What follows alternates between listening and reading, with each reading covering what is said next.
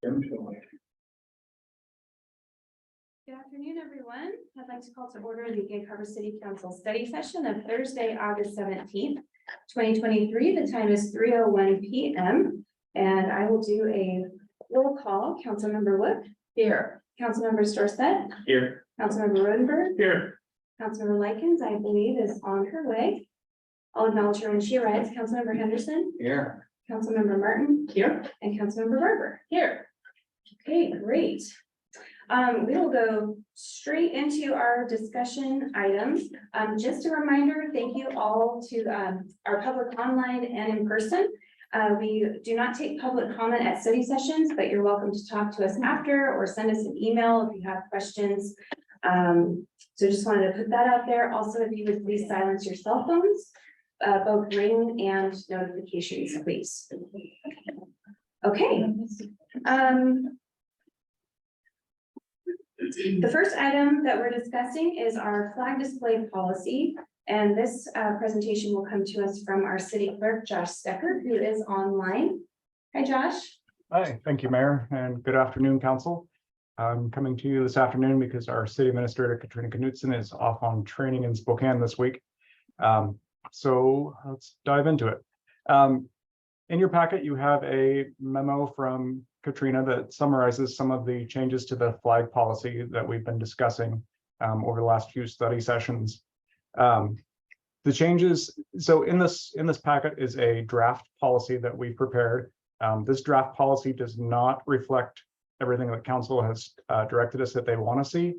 Instead, it reflects most of what Council's direction has been, with a few recommendations from staff. So what you're seeing in the draft policy is a compilation of recommended changes to the policy from staff. And I'm going to go through those here with you really quickly.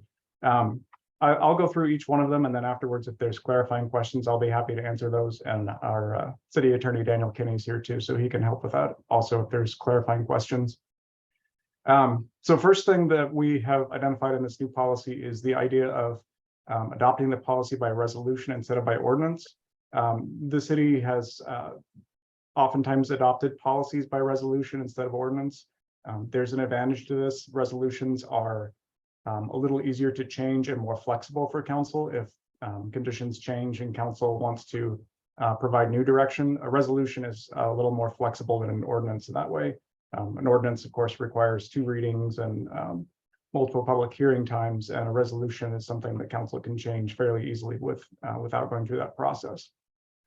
So with this memo, we're putting forward the suggestion that this be adopted by resolution. The second change that you'll see in here is one that the City Attorney and I have been discussing. There is a state law that requires us to fly the POW MIA flag on certain days, which we've known about and we've observed, traditionally for as far back as I can remember. But in that law, there's a reference that the flag must fly alongside the United States flag and the state of Washington flag. The state of Washington flag is not referenced anywhere else in state laws being required to be flown, but the implication that it needs to be flown in conjunction with the POW flag kind of leads us to the conclusion that maybe the assumption is the state flag is up at all times anyway. And I think you see that at a lot of government agencies and cities where they will concurrently fly the US flag and the state of Washington flag either below it or next to it at all times. So this policy has that recommendation in it that we just traditionally always display the state of Washington flag outside with the US flag. The city, we've talked internally about this, the city has funding available to install a second flagpole in front of the Civic Center. If it's installed, the flagpole could be used to display non-governmental and commemorative flags, or it could possibly be used to display the state flag. So that is included in this policy as something for Council to discuss today as well. And staff has also clarified that that flags that are displayed inside the courtroom whenever municipal court is in session, that is always at the discretion of the judge. So any policy that Council may adopt, any part of this discussion, the municipal court is always outside of that. So whatever the judge feels is appropriate for the courtroom is what will be displayed in there. And there's not really a policy that Council can adopt that would supersede that. Those are the big changes that are in place. Most of the rest of the policy should be in line with the direction that Council gave us, I believe at the July 13th study session. We've had a couple since then, so We've tried our best to come up with a compilation of everything that council has stated that they wanted to see, and hopefully this reflects that. So if there's any clarifying questions or, procedural questions, I'd be happy to take those. Otherwise, open it up to discussion for you. Okay, thank you so much. Henderson. Thank you. Josh, can you verify that, as far as the flags being flown at the discretion of the judge within the courtroom, that really only applies to common areas within the building and may not or would not apply to, say, flagpoles outside of the building? Yeah, my understanding of that interpretation is that it's just inside the municipal court chambers. So the council chambers when court is in session. So the lobby, the interior lobby and the exterior of the building would not be subject to that. Okay, thanks. I would like to recognize Councilmember Likens. That's all right. Any other questions for Super? So obviously everybody knows that I've missed a few of these study sessions. I have gone through and sped through some of them a bit to catch up. My biggest concern is, that we're opening this up to council to then endorse what flag we choose to and what we choose not to. And there's a lot of causes, a lot of different organizations out there. And we're gonna have to say no to more than what we're just saying yes to. And so that's a concern of mine, which leads me into Daniel, which you probably already answered this question, but could we potentially get sued by denying someone else the opportunity to put their flag up at our city building? So I think the direct answer to your question would be most appropriate in executive session. However, I can say in open session, a policy like this is the city choosing government speech on what the city is going to put forward as its own communication.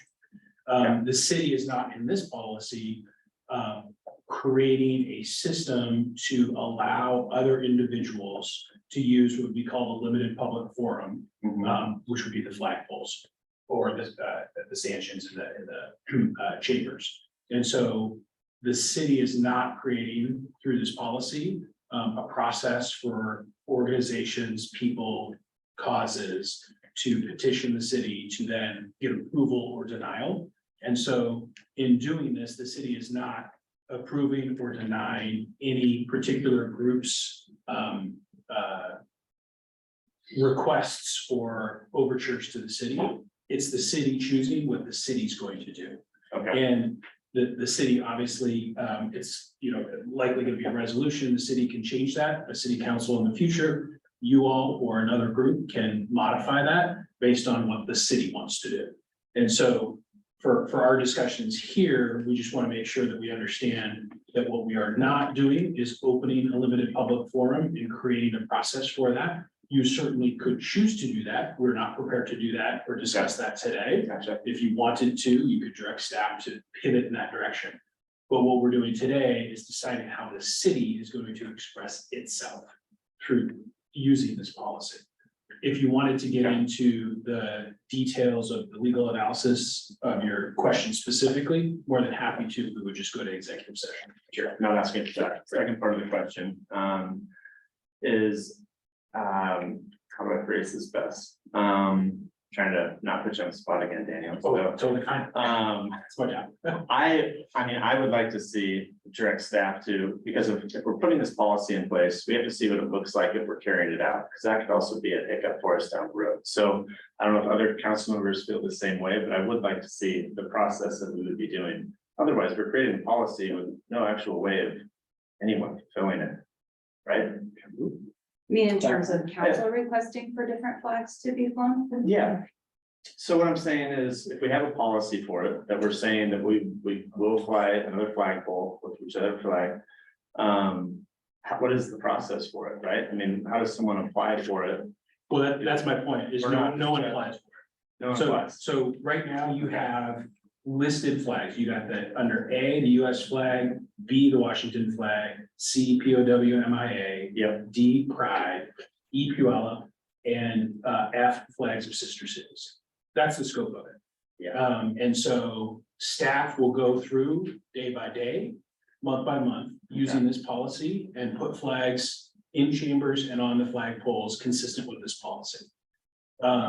If another group wants the city to adopt that, flag or expression, the council would need to gather again, modify this resolution and choose as the city, what is the city going to choose to do?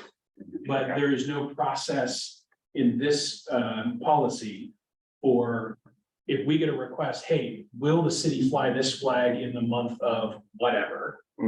This policy does not provide a process for that. Those flag poles have not been open as a limited public forum. All you're doing right now is giving fairly specific guidance to staff, what flags, what days, under what circumstances, from a city expression standpoint. Got it.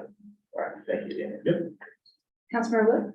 Yes, I have 3 questions. Once upon a time, we were discussing a city flag. Are we going to hold that for another time, we were discussing having a city flag on one of these flag poles. That we didn't include that in here. Are we going to hold that for another time until we're more Yeah, I think we'll prepared? hold it until we actually have a flag. I think the idea is to send this to the Arts Commission, have them work on this and get some public input on a design for our city flag. And then once we actually have one to fly, then we would ask council to modify this policy to add the city flag. And then it would say what pole it would fly on and when and all that. But That's because we don't have one yet, we didn't put it in here yet, because then it's just confusing. Thank you. That answers my question. And it says in here, the location of the second pole is outside the Civic Center. Where would that be? I will defer to Jeff on that one. Yes, I've been working with Jeff Olson, and his crew on location. It would be directly adjacent to the current pole, probably a little bit to, just facing the building to the right of the current pole. So toward the police station side. Is it same size? Well, we would have to talk about that because the current pole is 35 feet. We would either get the same pole, 35 foot, if we were going to consider flying a Puyallup Nation tribe or flag. But if we're not considering the Puyallup Nation flag, then we would go down to a 30-foot pole. So it's not at the same height as the United States flag. Is it possible to get the location included in here that would be adjacent to the city flagpole? I think as long as we can confirm that with Public Works, I think we can add that before the September 11th meeting, where that location would be. Do you think we can? That's easy enough. Yeah, I think we can include that for the final draft. Thank you. And my last question is, what if something happens to that second pole? What do you mean, like lightning strikes it or? Or if it's not usable, if it's damaged or something, for a month of June, what happens to that second pole? I would Because- assume we would install another one. If it gets damaged in some way, we would install another one, just like we would anything else that breaks in the city. And how long would it take to install that second pole? Depends on Public Works schedule and So I'm concerned on here about item number D.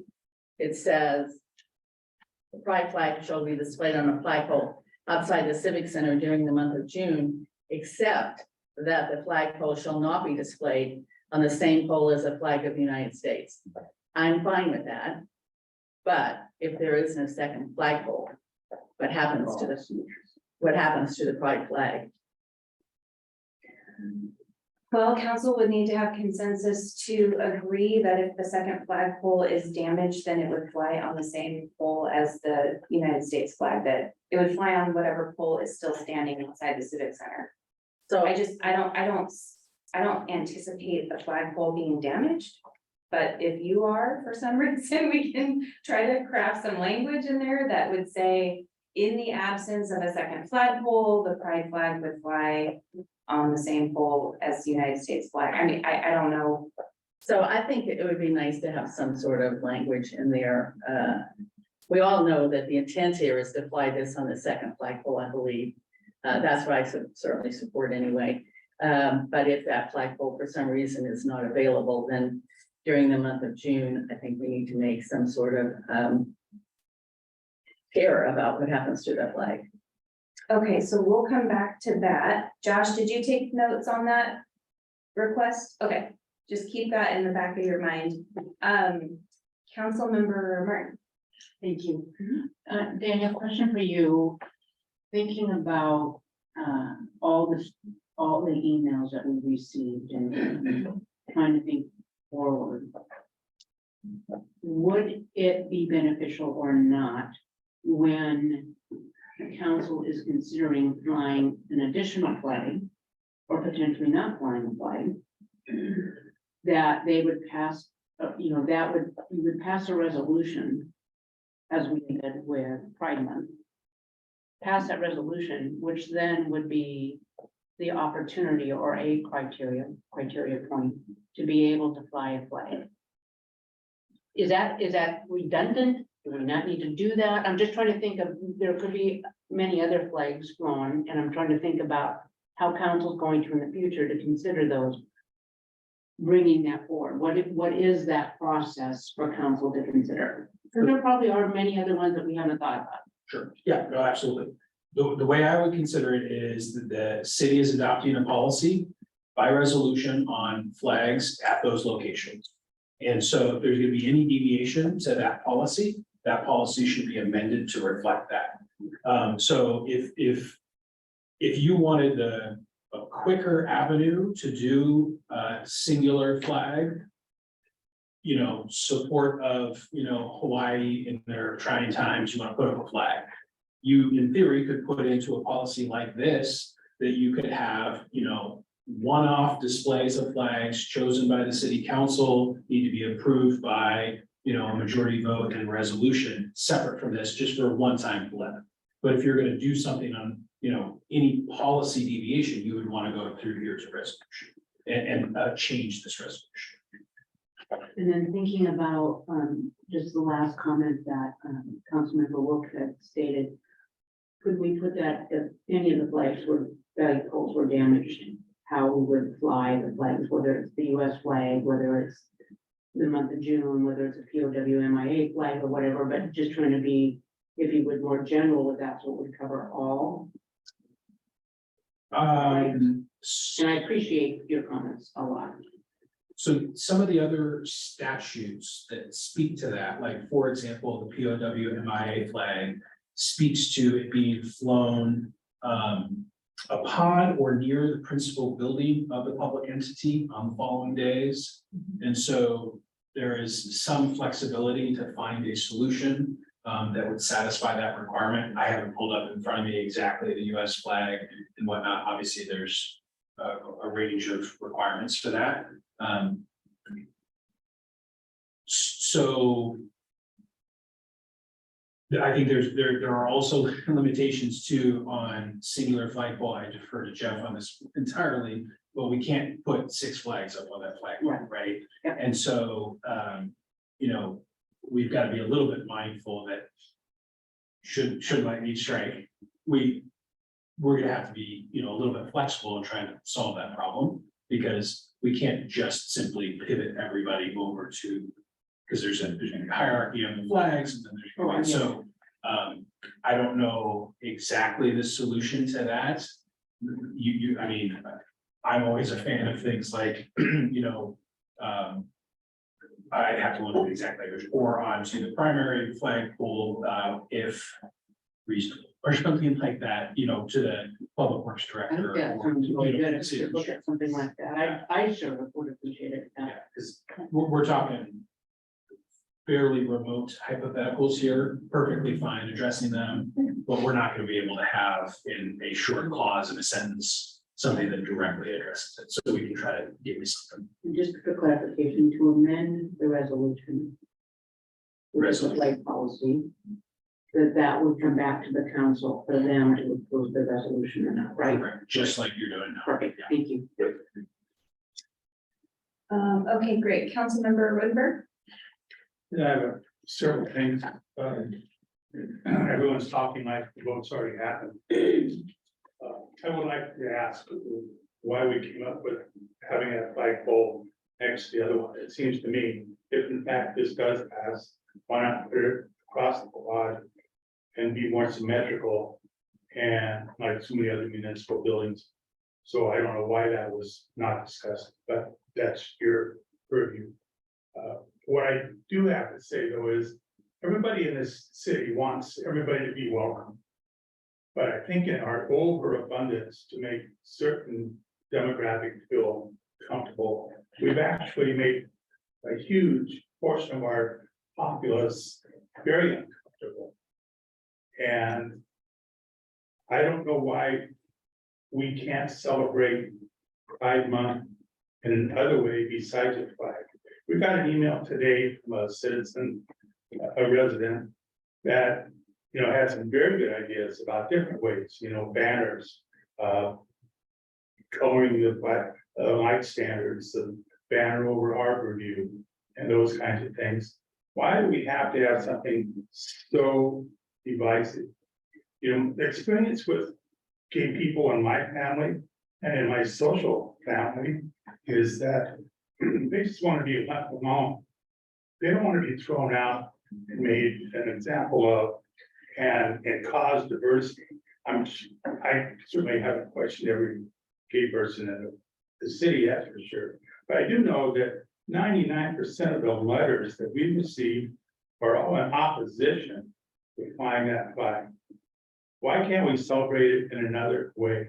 Why do we have to cater to one demographic at the cost of upsetting so many others? And I'd like an answer. Why do we want to cater to one demographic at the expense of others? And no one's ever said, we want to have this particular flag because they just said, let's have this flag. You know, it's a trendy thing to do. It makes politicians look better in a lot of people's eyes. But I can tell you, in this town, it doesn't. So many people have come to this town from other places because of the beauty and because of our values. And then the first thing they do is try to turn it around to make the values the same as the area they came from. And I think that's a shame. I have more to say, but I'll take a break now, let someone else. But I would like to have that answer, my question answered. Why focus on one demographic? Thank you. Councilmember Barber. I didn't have a hand. Oh, I'm sorry, I thought you did. Councilmember Likens. Yes, thank you, Mayor. I certainly can't completely answer my fellow council member's question. But I will say that I also saw that email that came in today. And it said that it was in so many words, foregone conclusion of how the city felt. And I'd like to remind, all of my fellow council members, with absolute respect for everybody's different opinion, but this hasn't come before us for public comment yet. We have not put this out onto an agenda and said, come and give public comment. There has been, and respectfully, they certainly have the right to voice opinions. There has been letter writing campaigns from special interest groups that have come forward. And sometimes we see those letters appear from special interest groups, but looking at those letters, and many, if not almost all, are from outside the city limits. And other people haven't put forth their opinion yet. A lot of people are just getting the dog walked and getting their kids to school. They're not aware that this is happening. There are certain subgroups that have brought this forward, but as Councilmember Rodenberg brought up, this hasn't gone and been voted on yet. So let's give the community a full opportunity to provide public comment and to hear it out and to have 2 readings and to take this in and thoughtfully consider it. But it's not a foregone conclusion. We've heard from a certain population and they have their right to express their opinion. It takes a lot of courage to show up and speak in a meeting. And I appreciate every one of their comments, even if I disagree with them. But we need to give everybody a chance to speak. And I firmly believe that. This is not a foregone conclusion. We don't know how everybody in the city feels about this. We know about certain groups. And I think that we should just let the process go through with this draft. I like it as is. and figure out things along the way. Our legal advice has been, excellent, and just move forward and allow the process to happen. That's it. Thank you. Councilmember Henderson, do you have your hand raised again? I did. Okay, I was just gonna get back to the quote unquote unavailable flagpole issue. I agree with Daniel that it should be relatively open as what we can do to replace it. So whether it's putting up on a building, like you had mentioned before, on the Sister City flag, instead of putting it up on a flagpole, it would have been on something in front. So as long as the city staff have flexibility in what they can do in case there's a flagpole, I think that would be wise. yeah, I Instead of know, just saying it should be, it'll go on the next one and then it'll all be messed up. I know there are rules about how you can hang flags from a building Yeah. instead of a flagpole, so I'm sure we can look at what those Flexibility. laws are and we can put them on the building if they can't be displayed on a flagpole. I don't know that we put all of that language in here, exactly how you fly a flag on a building, but I would trust our staff to look that up and follow the state law on how you, and federal law, how you would line up flags if they were displayed on a building.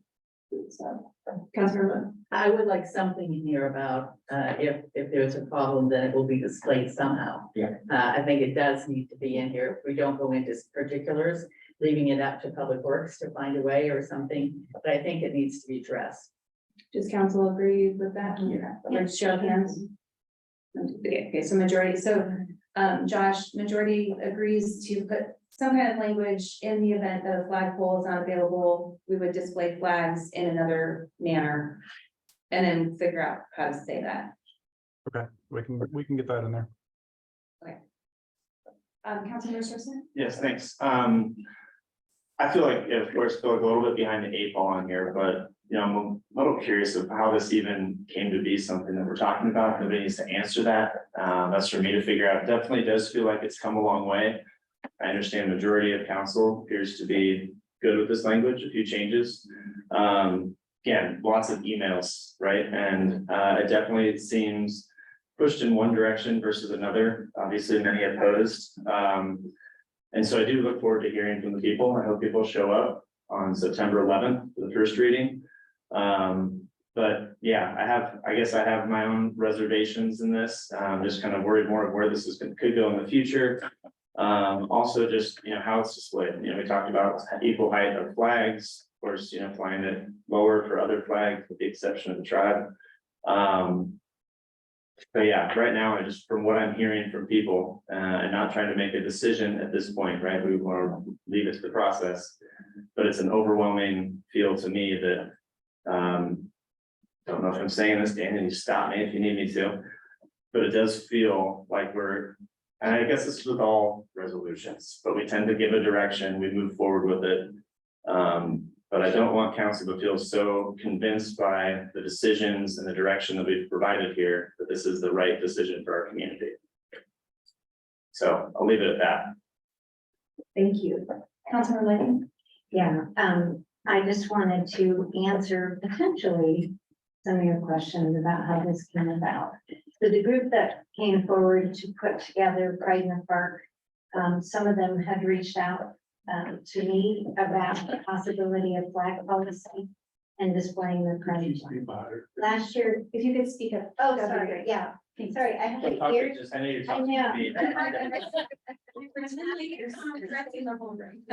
got it near your thing, so I apologize. Oh. I hear myself very loudly right now. So they had come to me asking about if a pride flag was going to be displayed in, the city of Gig Harbor. And last year, when we put forth the pride resolution, intentionally, I left, or when I just brought this up with staff, I left off the pride flag because there was an impending case with the Supreme Court over what the language was and wanted that. And Daniel, if I'm crossing any, I'm just explaining a conversation I had with Katrina that I wanted that to get figured out before the city took any action if we wanted to consider that. The group came forward and asked for it, so I went to Katrina in one of our one-on-ones. We had a discussion about if we did it, what would that look like? And she recommended that a flag policy Yeah. be the way to do that. So that's how it came about. Okay, so, and then the tribal flag was brought up and other things were added on. But that's my understanding. And if other people have different understanding, but just so you know. Sure. Well, during council comments at the June 13th meeting, Councilmember Look asked that the pride flag be flown, and then it wasn't like it wasn't a formal vote or anything, but Councilmember Likens then commented and said, well, I think if we're gonna decide to fly a flag, we should have a policy. And so it kind of was a discussion during council comments of that June 13th meeting. So if you want to go back to the end and watch the council comments, that will show how this was brought to the council's attention. Yeah. Let's see. Councilmember Barber. Thank you. The one issue that I can see that we haven't really discussed yet is the Puyallup tribe flag and if it will be displayed outside. The way that this is written right now, it is only displayed inside. If we decided to display it outside, we need a same size. This is why I kind of added to your comment about, is it same size or not? Because if we're going to fly the Puyallup flag, it has to be at the same height as the American flag, So the reason why it's only talking about inside is we don't have confirmed final permission from the tribe to fly their flag outside. So that's why it's not in this policy right now. We are waiting to hear back from them whether or not they would like their flag to be flown outside. Oh, okay, it was my understanding we did have that. And if not, I don't think we don't have anything official yet from them, and because they are a separate sovereign Okay. nation, Okay. I want that in my comment. in writing, but because it's another nation's flag, they have to fly at equal height. Right. If we fly the flag of another nation, the nation's flags have to be at the same height, and then all other flags have to be lower. That's why I wanted us to have a discussion about specify the size of the second Right. flagpole, Right. because it seems to me that if we're going to buy a second flagpole and it's not the same size, we are limiting ourselves going into the future. Jeff, I'm not sure if you had looked into that, but I think Daniel and others on staff, maybe even Josh, have looked at what those rules are in terms of what flags fly at what height, and nations flags fly at the same height. So if we were to fly or let's say one of our sister cities mayors comes into town, or a delegation comes into town, we could line our pathway with little flags of their nation. We could hang their flag kind of like a banner on the city hall building, but it still has to be like in equal prominence to, unless they specifically say they don't care what we do, which they're just grateful to be here sometimes and they don't care what we do. They're just happy with whatever. But I think if for flagpoles specifically, they must be at the same level. So if we were to fly the Norwegian flag or the Croatian flag on a flagpole outside when they visit, it has to be at the same height as the United States flag. So, And it can't be on the same pole as our flag, because nations have to be separate. so I think that's right. And I guess the consideration that I would put forward is if the pole is designed for that, and that's only 1 month of the year, and then you use the pole for the state flag or POW or Pride or any other flag, you then want to drop it. Yes. And so you're not going to use, I think it's not half mast, obviously, but it's not fully raised. Mhm. It would be a little bit lower. Or we could fly the city. Well, Yes, so you- it's can't US fly flags it has to be outside. high. US flag has to be the highest. Yeah.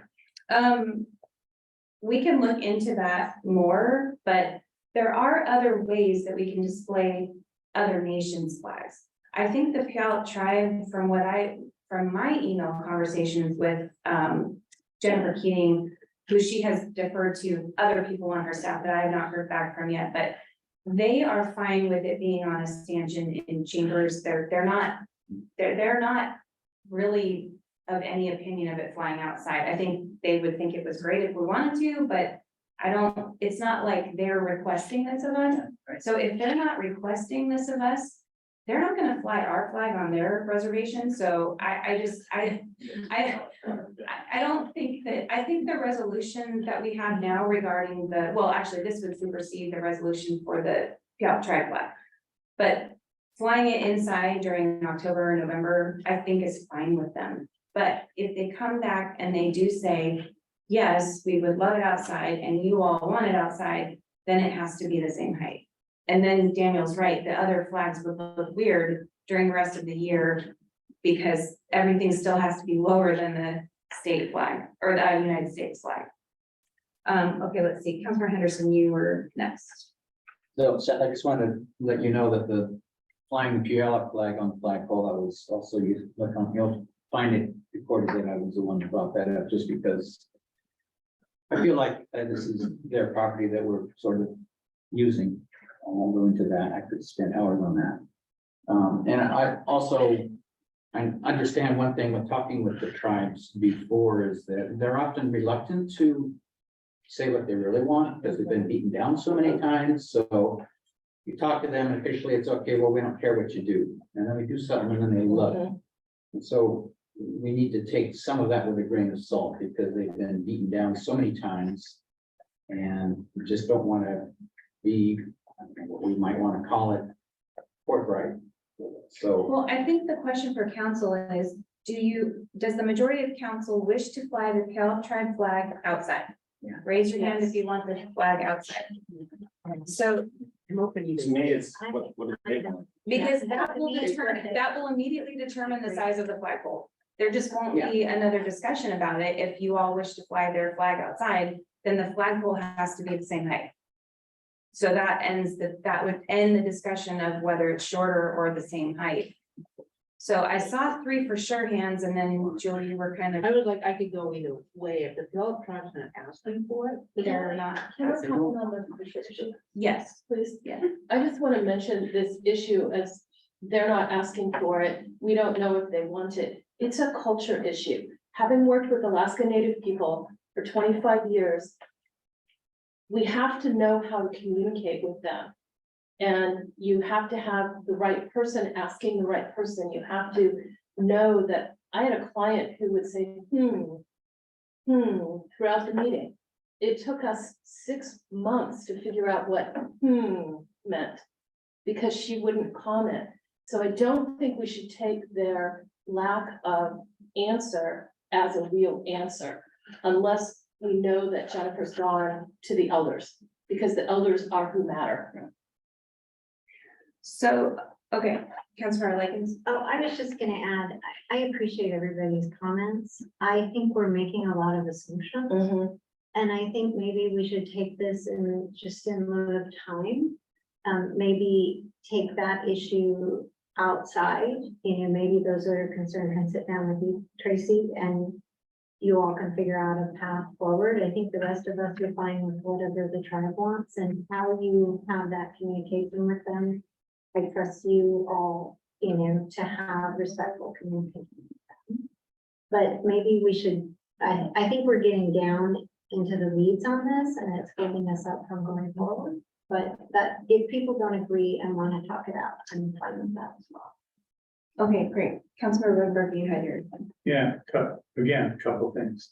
I think it's ironic what the mayor said about our sister city countries would come here to visit. And they wouldn't care if they were sticks in the ground with flags on them or a banner or anything. They'd just be happy to be here. So we're talking about a country that's just happy to be here. We have to treat this demographic different. So that's the one thing. One of the other things is the ordinance that calls out that we fly the Puyallup flag in October and in November. I was on council when we decided that. But we were told, and Jenny was there as well, that Indigenous Peoples' Day may not fall on a day we have a council meeting. Therefore, it would be there with nobody seeing it. However, we know now that Indigenous Peoples' Day is the second Monday in October, exactly the day that we have a council meeting. I don't know why we insist, and no one can tell me why we have it for the entire month of October. The entire month of November, I'm fine with, but Indigenous Peoples' Day in October should be the only one. I have some other things, but if this conversation continues, I'll raise my hand again. Yeah, we do have to move But on then to I'll other. continue then. How about the flag in honor of police officers during the month of May? We just overlooked that. We talked about it before. But nowhere is that, do we honor the police officers in the city? And I think that's a mistake, an omission that ought to be corrected. So Josh, just for clarification, for the purpose of today's meeting, any amendments that council would like to make to this policy, are you wanting those right now, or would you like those in official amendment form at the council meeting on September 11th? It would be great to know council's direction at this meeting, because we're going to produce a policy that's going to be put out to the public before the meeting on September 11th, and that should be as close to what council wants as we can get it. So if council's not making just changes on the fly right before adopting it in the meeting. Okay, And I have one other important issue, and that is that it looks like council is unfortunately already made up their mind. So my question would be, which pride flag are we gonna fly? Since 1974, 78, there's been anywhere between 31 and 79 different iterations of that flag, all meaning different things. A lot of false information out there about what the colors mean, but we should, how can anybody vote on it if we don't know which particular flag we're gonna be raising? So research should be done. And we should determine that. Councilmember Wood. Yes, I just want to remind everybody that should this ordinance fail, the Puyallup tribe will be off the dais. Because it is written into this ordinance, it's written into this resolution, and if this resolution fails, it will no longer be on the dais. The resolution that it was passed with, this supersedes that resolution. Not if it failed, Councilmember, or I'm sorry, City Attorney Kenny. There is no modification to existing approved resolutions. Unless this one passes to change those resolutions. So then, because I was told by Katrina that if this resolution failed. And the Puyallup tribe on the dais is in this resolution, that the Puyallup tribe would then not be on the dais. Is that's incorrect? I don't have that prior resolution in front of me, so I'd have to put eyes on it, but no, I mean, an approved resolution is not modified by failure to act on a proposal. Thank you. That's all this is. Yeah, I think Thank if it passes, it supersedes it. If it fails, the other one stays the same. City Clerk Stecker, is that the case? Yeah, that's correct. That's resolution 11, I'm just picking up 1189, I believe. That one will stand unless it's superseded by a newly adopted resolution. So a newly failed resolution would not have no effect on it. Great, Okay, great. Thank you. okay, I'm gonna give this probably maximum 5 more minutes and then we have to move on. Councilmember Henderson, did you have your hand raised? Already forgotten. Do you remember why? Okay, so there's a couple of questions that I think City Clerk would like. Who? I'm sorry. Oh, Oh, Councilmember Lakins, I'm sorry. I may be jumping ahead. You might be asking the question.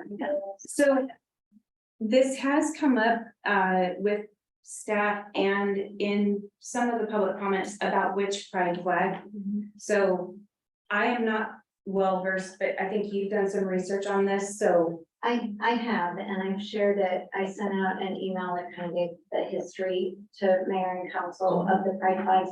I would suggest that there is GLAAD and other national organizations that recommend flags. The 2 flags that are generally recommended are the Rainbow Pride flag as well as the Progress Pride flag.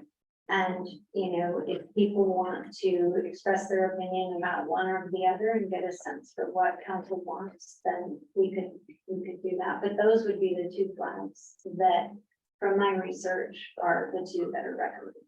So the rainbow flag is just the rainbow colors, and then remind me, the progress flag, is that with the Yes, an arrow? arrow, And it has a and it background. represents- Yes, Yeah. pink, blue, white.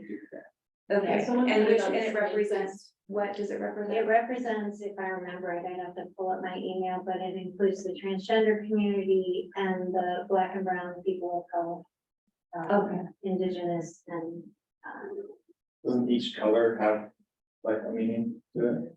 I know that's questions that we've seen in emails, like which flag, and Yeah, can someone explain to me what all of this means? yeah, I And can they pull up want my us to, email again.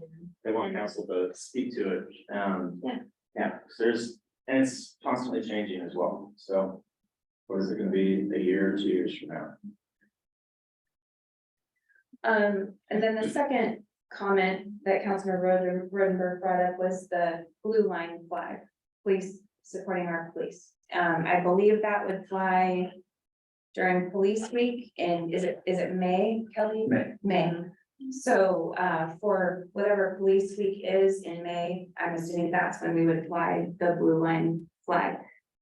But this is part of why my opinion on this hasn't changed since June either. This is really complicated. It's turned into a much bigger deal than it probably could have or should have, but I think Councilor Martin's idea of flying each additional flag we would add to this or outside of this policy, I think it would be beneficial to be adopted by resolution of council by a majority vote. I would even say a supermajority vote.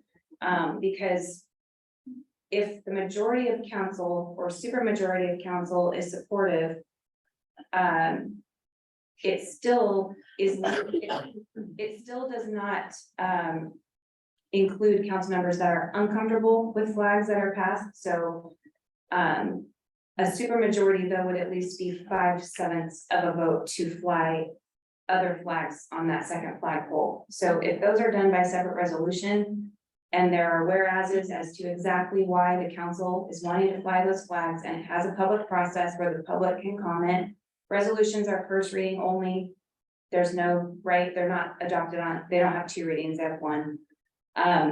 But at least then, if there are additional flags that are wanting to be flown by council, not by the public request, by council request, then each flag would then have its own purpose and why are we wanting to fly this and when will it fly? And they would, I don't know if they would somehow be attached to this policy, or Josh, if you would rather they be added to this, but like if this policy be amended every time versus each flag having their own resolution, I'm not sure what staff prefers. It's probably in your wheelhouse to say what you would prefer there.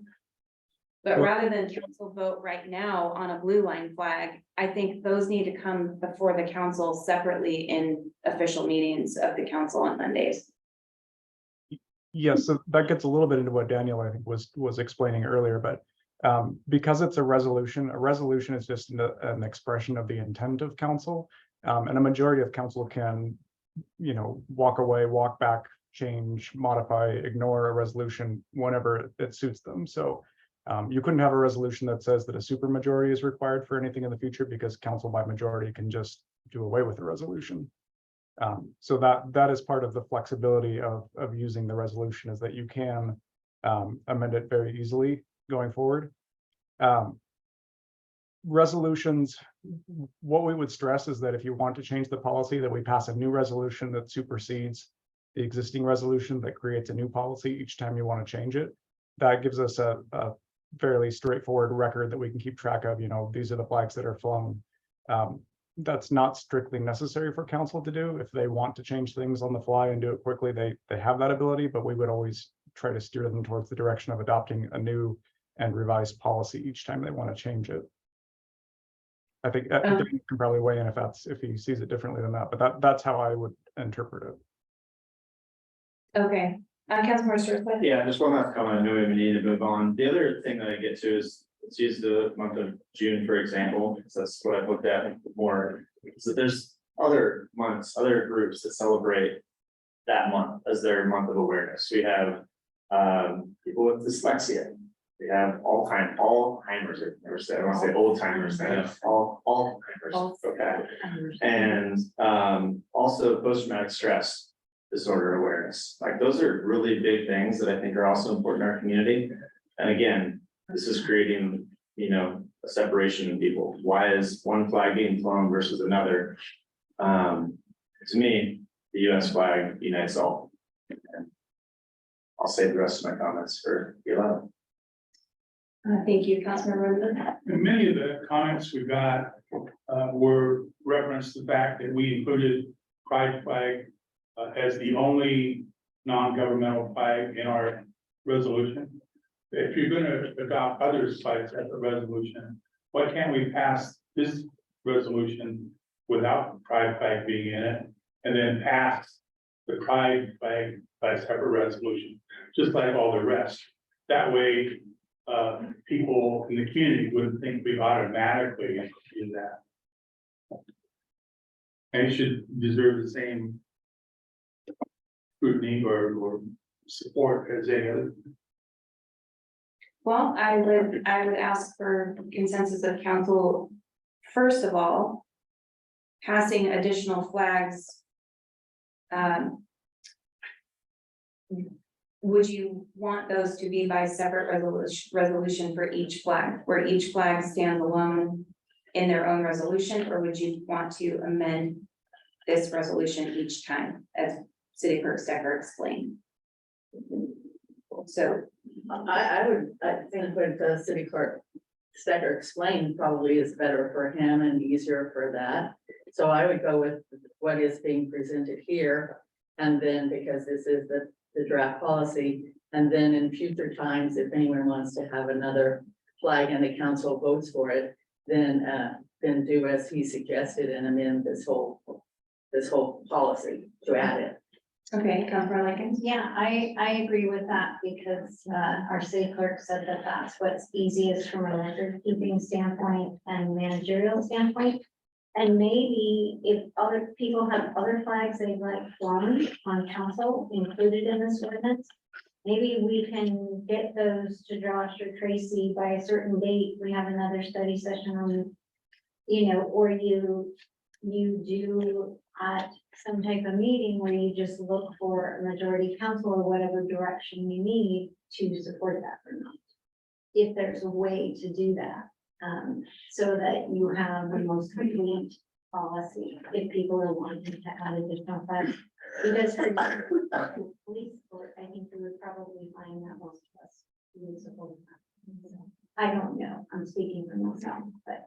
There wouldn't be time for another study session on this prior to September 11th. Oh, yeah, that's right. But we can, I don't know, City Clerk Stecker, if there's a way to put into the policy, if should council desire to fly additional flags not listed in this policy, the process would be XYZ, and we can have that language in there. I don't think that's necessary to put into the resolution, because to amend a resolution, the process is to pass another resolution. So it's pretty much that is the process for the city. And if council decided that they didn't want to follow that process, this resolution wouldn't be binding on them to follow that anyway. So it wouldn't have that effect. If that makes sense. So, but just because a resolution says council has to do it one way, if the majority of council decides they don't want to do it that way, they can change their mind at any point.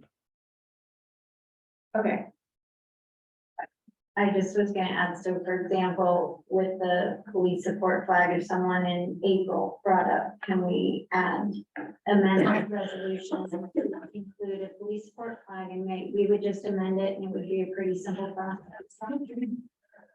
Yes. So in that kind of a situation, if council brought it up in a meeting, like the week before we were going to fly it, they could just give direction to the mayor saying, we want to fly the flag this week. And that would just be seen as being a direction on top of the resolution. Or council could say, we would like the mayor to bring back a resolution that amends the policy to include the flag. I think either way is appropriate.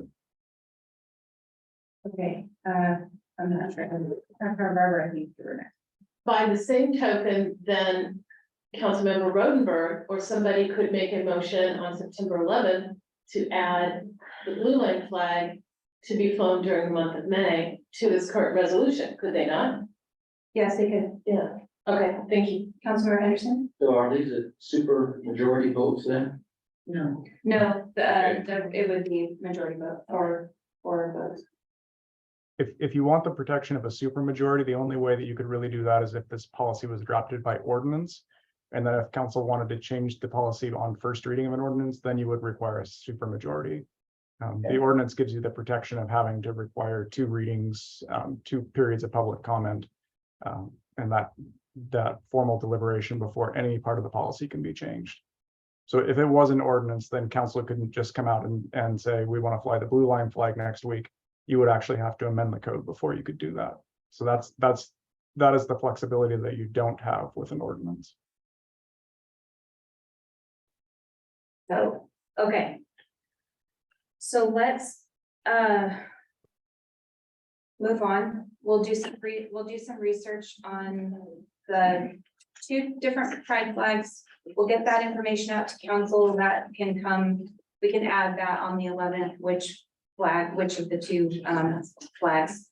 Councilor Martin, did you have the? Yeah, I was just gonna say, you can, if you wanted to, as one place to check it, is to call the governor's office next, what they have from. Oh, That might be helpful Yeah. in the discussion. Okay, we have to move on, council, because we have an hour left to get through the rest of the items. But we do have, as I was saying, I don't think we have another study session before September 11th, but we have a lot of time before June. So if a lot of amendments are happening on September 11th, that's okay. We can handle those. We'll get through this. We just have to move on today. So thank you all for your comments, and I will reserve mine for September 11th. Okay, so moving on to item number 2 is our RCO Local Parks Maintenance Grant application. And this report will come to us from our Parks Manager, Jennifer Harrell. Thanks Thank for you, Mayor. being And here. I was gonna ask Kyle Neiman, our Parks Field Supervisor, and Jeff Olson, the Public Works Operations Manager, to sit in, Oh, great. since they are the experts on parks maintenance.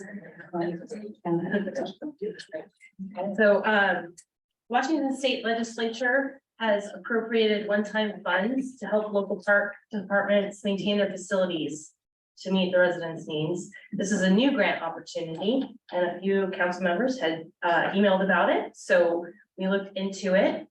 There's $2.5 million available statewide. The minimum grant request is $35,000 with a maximum of $100,000 request, and there is no match required. So I discussed with Kyle, Jeff a little bit, some potential projects. We had come up with 3 originally, including the maintenance of Adam Tallman trails, but we couldn't make that one meet the minimum price, and also we don't own that land, so it was disqualified from this grant. So, and I just sat through a training about this grant on Tuesday, so since the packet has gone out, and I don't believe the mower replacements probably qualify, unfortunately, because it's not, that's just regular maintenance rather than deferred maintenance. So the one that we would be looking at is, unless you have some other suggestions, fixture replacements. That seems to qualify for any of the grants, and Jeff was going to bring up some photos. Kyle has helped put together a list of them, and there are I didn't add up all of it, but $159,000 worth of fixtures that need to be replaced. We would have to prioritize them to bring them within the $100,000 limit, but top priority is garbage cans and the aggregate kind, I believe. and the drinking fountains, but there's some in the city that are in pretty rough shape. Yeah, including some picnic tables, missing chairs. Picnic tables at the at the skate park are in rough shape. Wicket's Farm. So Kyle and his crews know where each and every one of them are and which ones are the worst. We can help prioritize that if you want to head that direction.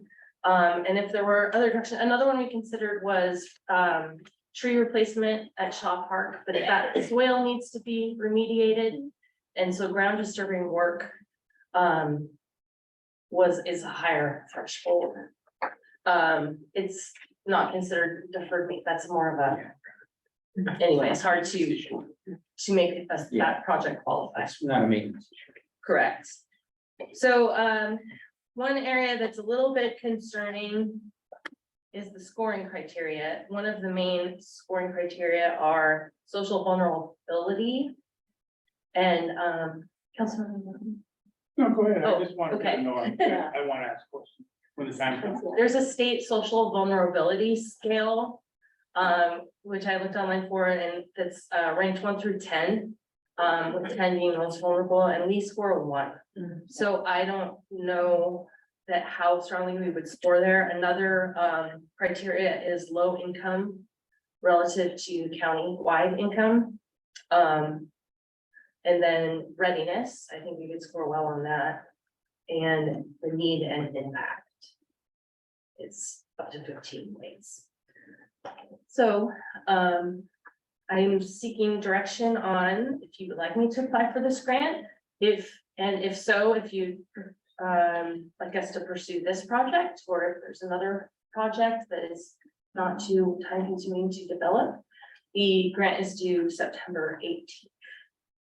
Okay, thank you. Entertain any questions, and Jeff and Kyle are here as well if you've had questions about conditions in our parks. Great. Councilmember River. Yeah, is there any opportunity to, instead of replacing the trash receptacles we have, maybe a pilot recycling program in high profile areas like downtown? And buy those kinds of containers. I mean, there's some really attractive ones out there. I've seen them while I've been traveling. I got some pictures of some, but I think that might help us get the grant in some ways. It's got an environmental aspect to it. I don't know that that would count as deferred maintenance, putting up a new, it's more like replacement of like an old fence that's falling down or. Well, I thought starting it up was a trash cans up there. Yeah, trash cans, for sure, they could be replaced. Well, it's a combination trash and recycling. We could look into. Yeah. But I'm clear. So it's not specifically recycling. Okay, they're dual purpose. I think that that's a good alternative to present. I mean, we could make that request as part of the application to replace existing trash cans with combined trash and recycle. Okay. Yeah. There's been a lot of community requests for more recycling capabilities, so I think that would be great if you can request that dual capacity or the dual trash and recycling can. That may cause more work for staff. you know, all of a sudden, Yeah, I don't know what your you know, thoughts are on recycling that. is not- Yeah, I know what Bill's plan outlines, looking Yeah. into a recycle program. It's definitely something we've talked about. I have no background on, who we can partner with and within the community that, has a recycle program that we can utilize. Maybe just a pilot place, on a mile of Harbor View or something. But certainly all the, typical vendors that I look into that are, at a tier that I think is worthy of this environment in our city. They have those kinds of things. They have the shared use ones that have a recycle side and, refuse side, so. Great. Councilmember Pepper? I really like the idea of the recycle program, trying to figure out how we can do that. I don't know if somebody like a Ridwell would have any kind of a program like that.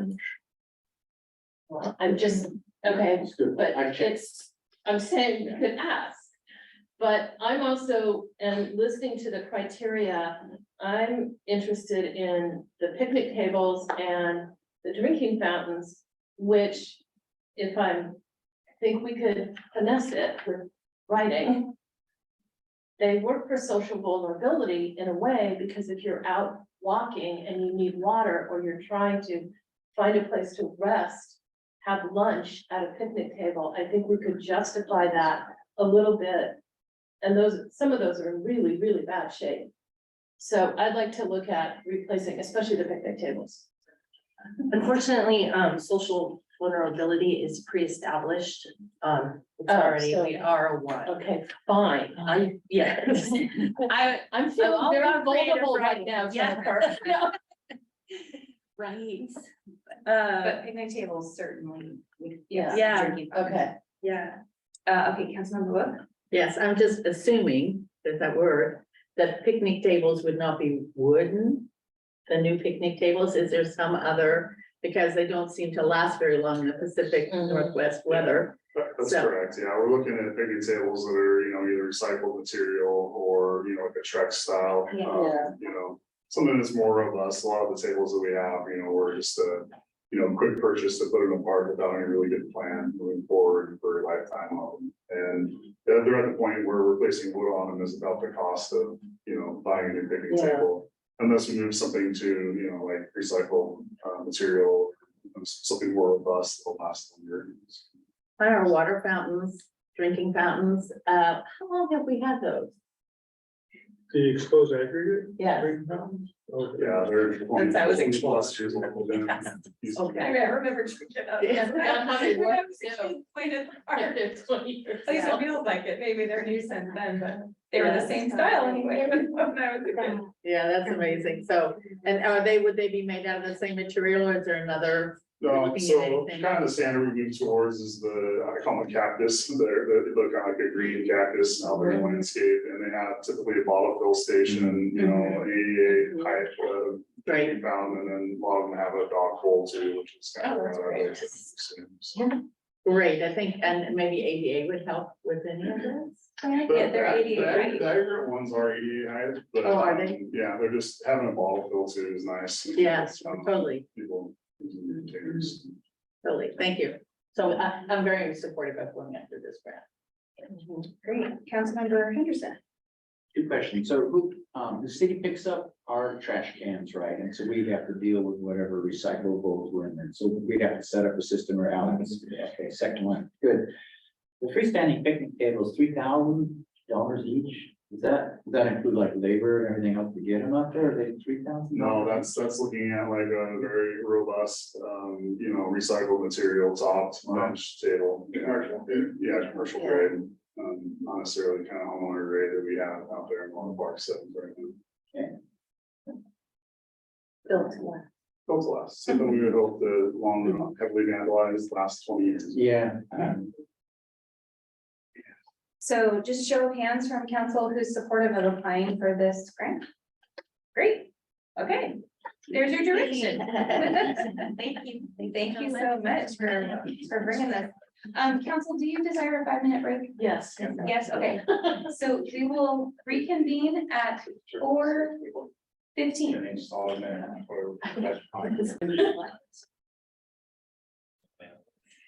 Good afternoon. Welcome back to the Harbor City Council study session of Thursday, August 17th, 2023. Time is 4:17 p.m. And we are on to our third item of discussion, which is our fireworks recap. And this report comes to us from our Chief of Police, Kelly Busey.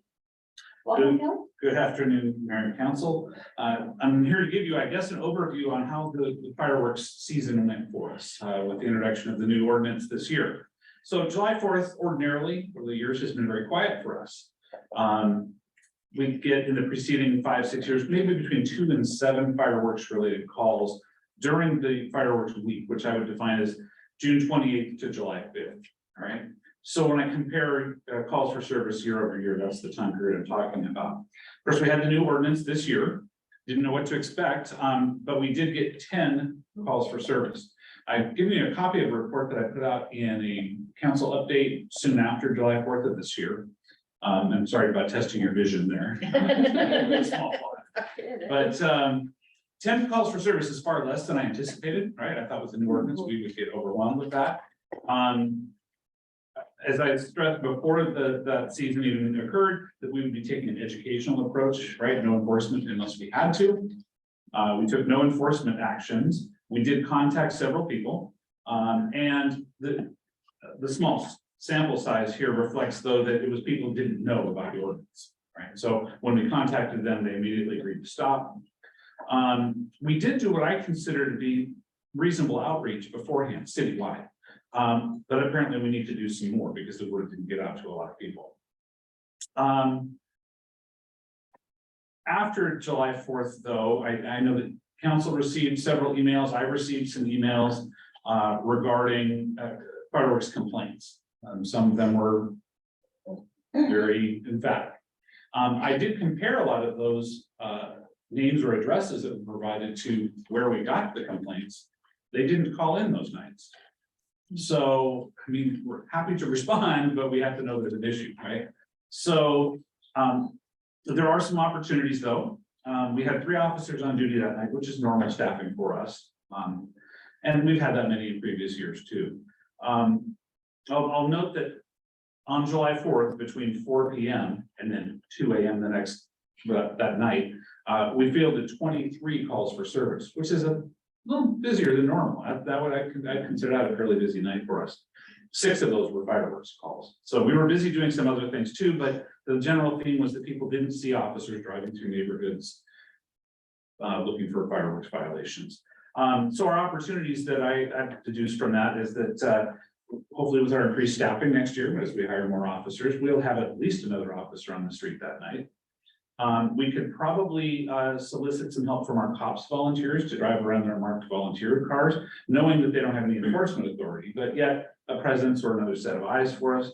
And then I think that internally, and as we add a communications person to the city, there's some additional messaging opportunities too for us. So that's kind of what I know and what I felt. I thought you might have some questions. Yeah. Councilmember Sparsa. Any fires reported that night? And I figure you may know this. No. Any injuries? None. Councilmember Wood? Thank you. Did we have a banner over Harborview Drive for no fireworks? And would it be helpful if we did for the week before July 4th? I can't remember if we did or not. Did we? I don't think we did. I don't think we did, but yeah, that would be helpful, something that the city could do. That people could see it as they drove Mhm. on Harbor. Our street was, we didn't have any on the 4th, on the 3rd.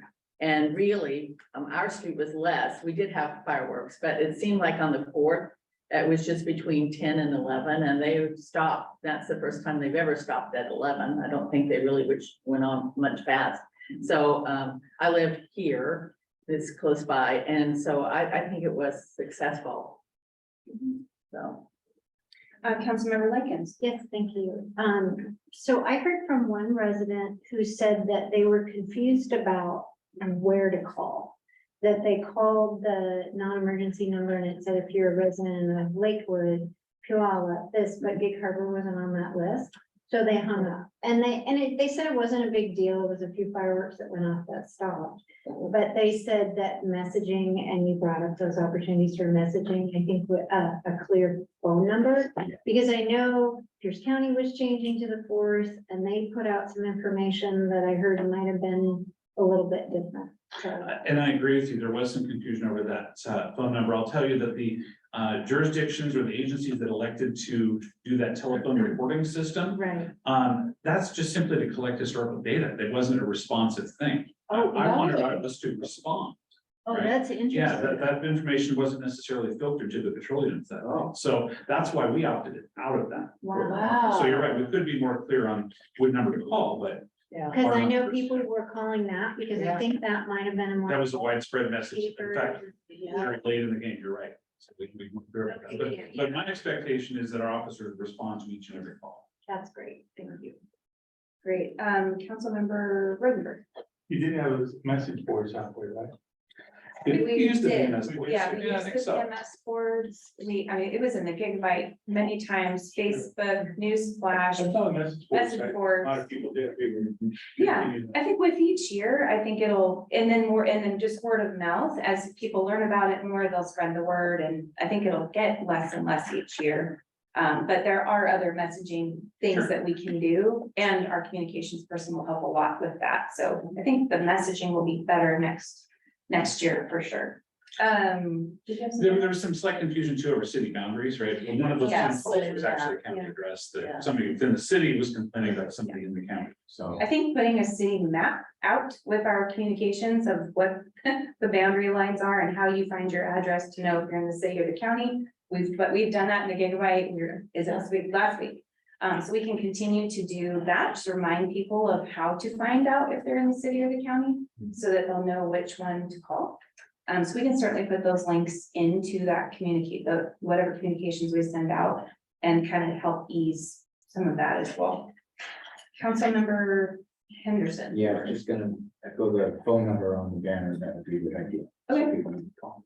Councilmember Barber. And I was just gonna mention the city limits issue, because living where we do, it was as loud as it has been, but when you looked at where they were coming from across the water or down a Reed Road, and so that's outside the city limits, and it doesn't affect people. Yeah. And But we that's just, what the complaints I got from neighbors. I said, wait, it was, County nuts. yeah. and we learned on the water this year, our patrol boat fielded a lot of inquiries about, well, wait a minute, they're doing fireworks across the bay, so, Yeah, we saw them. yeah. So maybe we can mention some of that in that Right. communication as well. Yeah. Just if you see fireworks across the bay on that side, that's the county. So we'll add more. Councilmember Martin. Yeah, I know it's not as prevalent, but there is an opportunity to message for New Year's. A lot of people I know, it was around that I live in, you could do the fireworks. Now, it may not be in the city, don't know that. But it might be worthy to put out a message, probably not as robust as we would do for Fourth of July, but just reminding people come New Year's that we have a fireworks prohibition. Yes. Great. Yeah, we can certainly do that. Maybe we have a banner that, I know there's a lot of Christmas banners, so we have to get on the same waiting list as everyone else that wants to put a banner across the road. So if it's already reserved for someone else that's reserved it, we'll figure out something. Maybe there's another location in the city, we can put up another banner. We'll see. Yeah, I don't know if we can, because nobody would, you don't know where people are finding their fireworks from, but a lot of people will go on the reservation stands, right? They get the big booms, not that I've ever done that. But they, certainly not this year. I don't know if there's, at least we could share with those stands if they would be willing to say, at least in the city of Gig Harbor or the city of this or that, fireworks are prohibited or something like that. In conversations, I don't expect that they would want to do it, it might impact their business, but just a thought. Can certainly reach out to them if you want me to. Yeah, I mean, we could ask, they could say no. You don't know for them. Any other questions for Chief AC on this update? Okay, thank you, Kelly, so much for providing that. Really appreciate that data. Okay, moving on to our item number 4, sports complex phase 2 and 3 feasibility study. And this report comes to us from our parks manager, Jennifer Harrell. Thank you, Mayor. So as you are aware, we're in the process of a feasibility study for the sports complex phases 2, which is the current Gig Harbor Little League Peninsula Light Fields. And phase 3, which is an undeveloped lot south of the YMCA. So we are working with BCRA Design of Tacoma on the feasibility study. We've convened a group of stakeholders, met on June 14th here with those representatives from 3 sports. Lacrosse wanted to be there, but they were unable to attend. PennDOT Parks, the YMCA, Parks Commission, Peninsula School District, and the Gig Harbor Youth Sports Coalition. So the stakeholders we had 3 designs for them to look at and give feedback on at the time. And we'll be able to show the 3, but the first ABC. So there was clear consensus on the layout for phase 2, which is on the left side of the screen there. That is the layout that they strongly encourage should be the direction for the turf fields on phase 2. There was a little bit of difference of opinion on phase three. None of them liked the one with more parking. But as staff, we want that to be considered, that there needs to be enough parking. So a majority of the stakeholders preferred alternative E with 2 separated fields. But some of them preferred. That is alternative D, that has, and this is E with the, no. D is one, yes. So this was what most of them thought was a good layout because it will be cheaper. There's with the terrain differences, there would be less grading. And you could have the opportunity for nice walkways and monument seating in between. But D was also considered, which has a large high school sized baseball field over that. We've heard from the community that there's one baseball field in the Gig Harbor, on the Gig Harbor Peninsula, that is suitable for competitive high school level play, and that is at Sable. Both high schools will field JV games there, but they both are not in good repair and might not be standardized. But so we also had an open house on August 8th, if you were there. So we had over 60, probably closer to 70 people drop by to look at the field configuration alternatives, express their opinions and ask questions.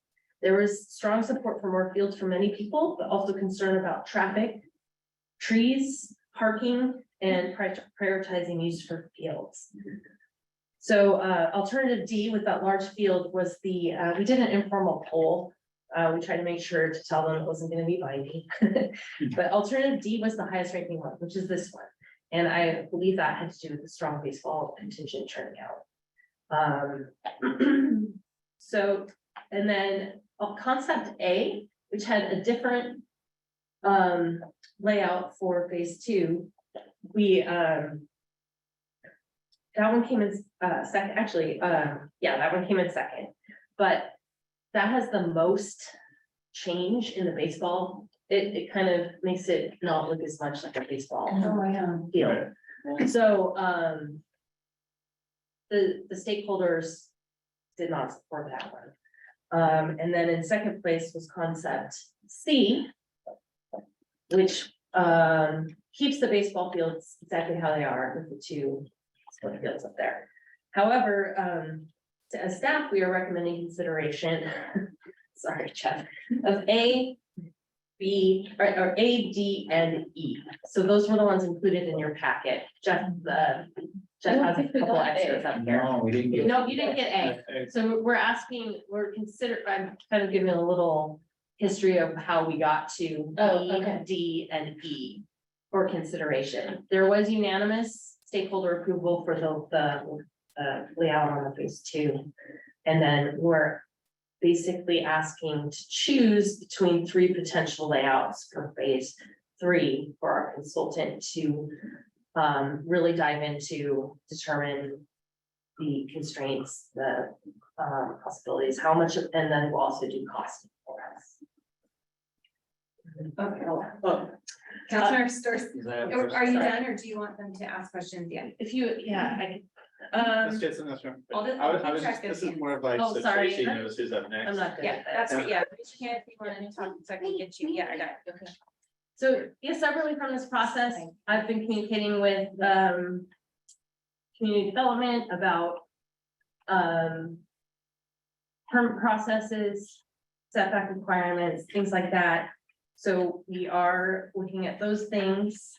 And also one fun thing about this site is there are 3 different zones for our 3 properties. So we are looking as part of the comprehensive plan process. I'm sorry, you said fun and I knew immediately it was really fun. Sorry. I've probably isn't very professional. No, well, I know it's very professional for me to laugh at that, but there's just been a lot of talks about this, so I feel you, I'm with you. Yeah, so currently our 3 properties, which include the triangle that's south of the phase 3 property near next to the road. It's triangle, it came from the Sportsman's Club. I believe, when the road went through. That's on residential R1. And then it's a PRD zone for phase 3, which was like, could be business park, whatever. And then the baseball fields are currently the correct zoning, public institution. So in the comp plan process, we are aiming to fix that as well as a lot of other parks properties that have different zones.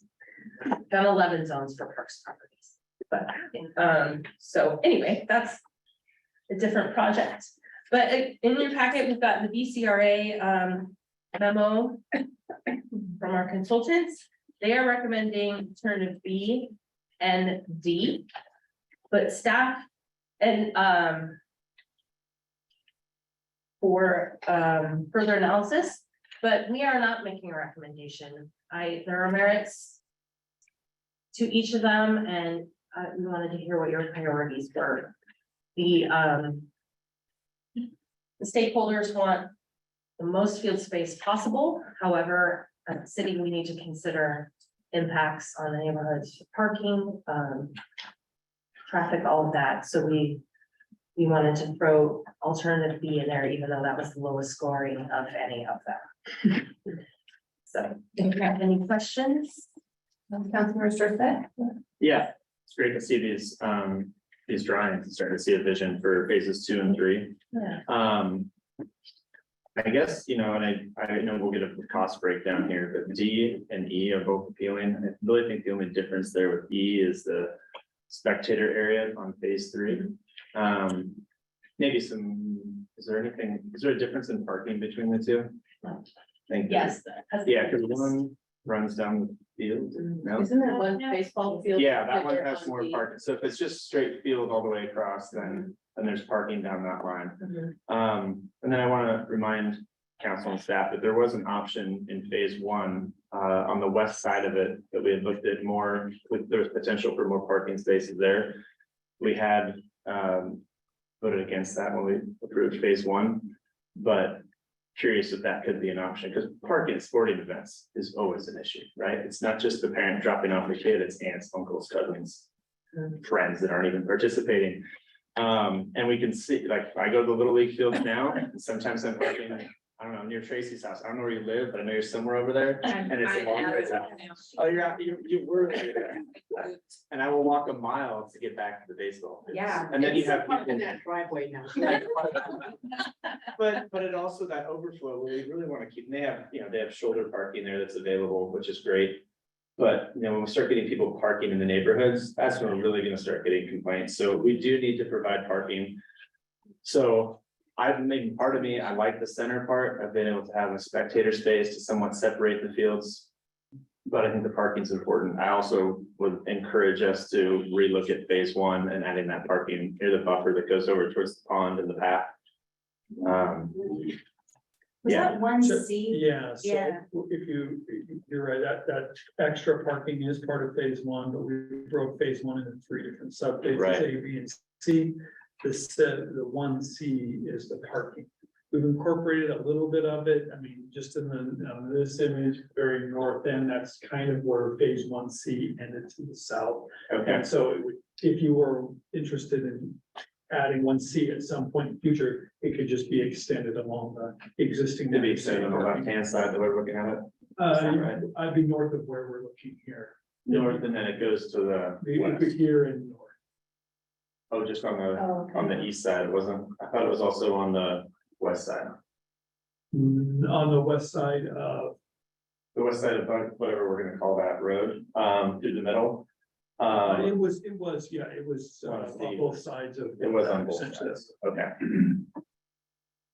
Councilmember Barber. Yes, I am in favor of alternative, I think the D, the one. I just want to make sure I'm speaking for the right one.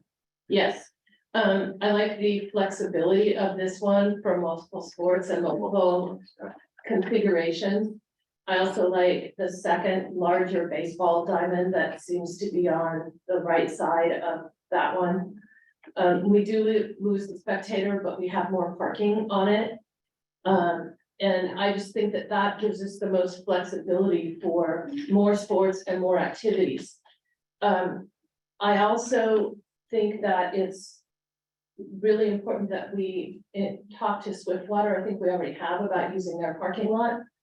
And using the Wise parking lot, incorporating those into this, I think gives us more parking than obviously than we're currently showing. I also, yesterday, I was talking to two members of the school board, one of whom has been working with the facilities director at the school district to try to figure out how this field situation can be solved. PennMet, PSD, citywide, and I'd encourage us to work really, really closely with them to figure out how we can maximize what we're doing with what they're doing so that we don't overlap and we get the most for our kids. But we know that we have 11,000 kids who don't have a place to play right now. And talking with a parent who was, her daughter was playing in the soccer tournament last weekend. They didn't, I think she said she had one game in Gig Harbor and the rest they had to drive to because we have no fields for them to play at. Councilmember Look. Yeah, so I heard another proposal, an idea at the open house. And I think it would be a good one to consider, actually. And that was on phase 3. You would have one half of, you'd have one court on phase 3. And on phase 3, then the other half of that property would have trees on it. The trees would still be there. And I don't know if it's too late to do this also for phase 1A, but phase 1A would also have one court on it and the half in trees. And I don't think we looked at that in the very beginning, but it certainly would be less traffic, less impact. It would be more of a residential feel. And I think you would get, buy-in from all the neighborhoods up there and the people who have some concerns about their quality of life during this time. If we were able to have one field on each one and then keep half those areas, phase 1A and phase 3 for trees. So I'm interested in seeing that. Thank you, Councilmember Likens. Yes, thank you. I was just gonna emphasize, I walked along here the last few days, this is the route that I walk in the mornings. And I was definitely gonna say, could we explore an MOU or something about using the shared parking facilities? Because all summer long, really, and then anytime after about 3 o'clock, for the most part, that's Swiftwater huge parking lot is empty. And it is right across the street. And I don't know if it's possible to enter an MOU, even, I have brought up with a couple of people that I know in the school board, could we, strike the covered area at Swiftwater for more pickleball courts or something, and then maybe you would have them during the winter, and they're like, just ask, just start the conversation. So I would love to see us explore, what we could do together, because, our parking is great. I don't want you to walk a mile in the heat. But we do have this huge parking lot. The other thing I was gonna say, and I'm sure it's in part of the design, is lots of bike racks. I don't know if you've ever seen Swiftwater, but they just are doubling or tripling the bikes because so many kids live in Gig Harbor North, they bike to school. And they were piling up like this huge garbage pile out in front of school every day because there were so many kids riding and there just was nowhere to put them. So I would strongly suggest that. Lots of them. That is one thing the stakeholders brought up that Okay. we'll be considering as we refine this for sure. And then Jeff and I did meet with the school district last winter to begin a discussion about that, and they were amenable to it. Okay, great. It would cost us some money to work with them, not just the MOU, but in order to make their parking lot connect to the west side of Harbor Hill Drive. The parking lot, of course, is designed to be the school. we're not going north, we're going west. Right. So we would need to likely spend some money on their property to make it easier for people to walk from their parking lot to the west instead of to the north. Okay, but maybe we could save some trees and have Oh. parking over there. Yes, I think regardless, regardless of what happens with phase 3, we're going to be moving forward with the MOU with the school district for parking, because I think that we need more parking, parking. Thank you. Okay, great. Thank you. Councilmember Rodenberg, I think you're. Yeah, my first question was gonna be about parking at the school. That's been answered very well.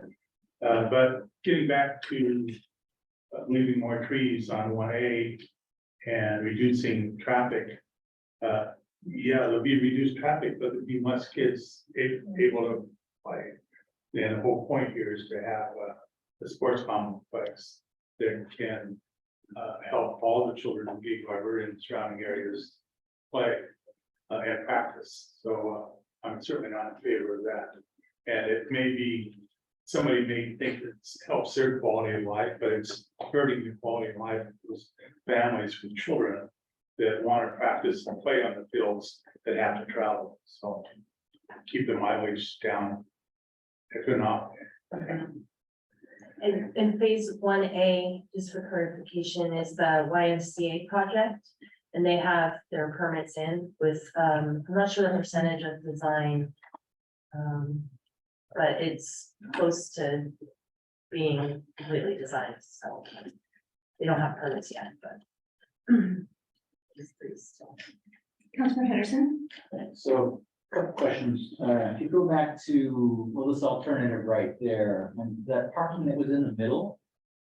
That road that connects to Harbor Hill at the bottom, that's a maintenance access road, that's not a driveway, right? Currently, it's a maintenance access road. This would be a driveway. So you'd have You a, would enter off of Harbor Hill, drive north, and then exit through the YMCA.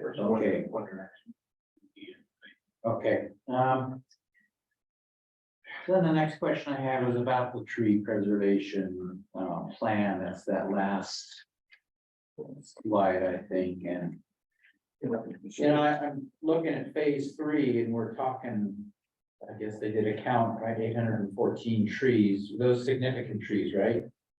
Oh, sorry. When they do the count. Because they only count significant trees, you know, the ones that are a certain height or a certain diameter or breast height, I think. Correct. So it looks like whatever was gonna happen, you're gonna take out 761 of those trees. I'm not sure where the required percent retained came from. That must be our city code about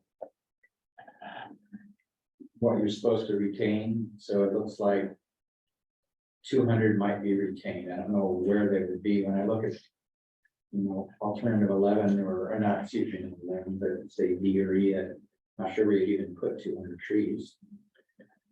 And then, you know, the proposed percent retained is 7% when it's supposed to be 25%. So I guess my question is that, you know, I've got a different opinion on the phase 3 thing, but I'd like a plan from the city how we're gonna replace those trees that were taken down that are significant. I know we can't put them on the property because it's gonna be a ball field, and I get that. I had kids too, we played soccer and all sorts of stuff. But the one thing I want to hear is, well, we don't have enough money to plant those trees anywhere. Well, the city code says we only have to, you know, plant 5 trees. I think if we want buy-in from another segment of our population here, which is not happy that this area is being pretty much wiped out, because I know when the other property across the street from that gets developed, that whole forest is going too, as well as the property north of Swiftwater. When that development goes in, those are gonna be, and now we're talking about adding more parking to the north side of phase 1A, which will take out even more. So, and I'm okay with the field as long as the city has a robust plan and funds it, because it's gonna take money to put these trees somewhere else. And 1-inch maples are not what I'm talking about here, so that's, you know, I'm seeing these numbers here, and it's pretty shocking, and you're gonna get a lot of pushback from residents who also have a voice about this. And my intent would be to try to mitigate some of that by saying, we're taking down 761 trees, we're gonna plant 761 trees back in the city.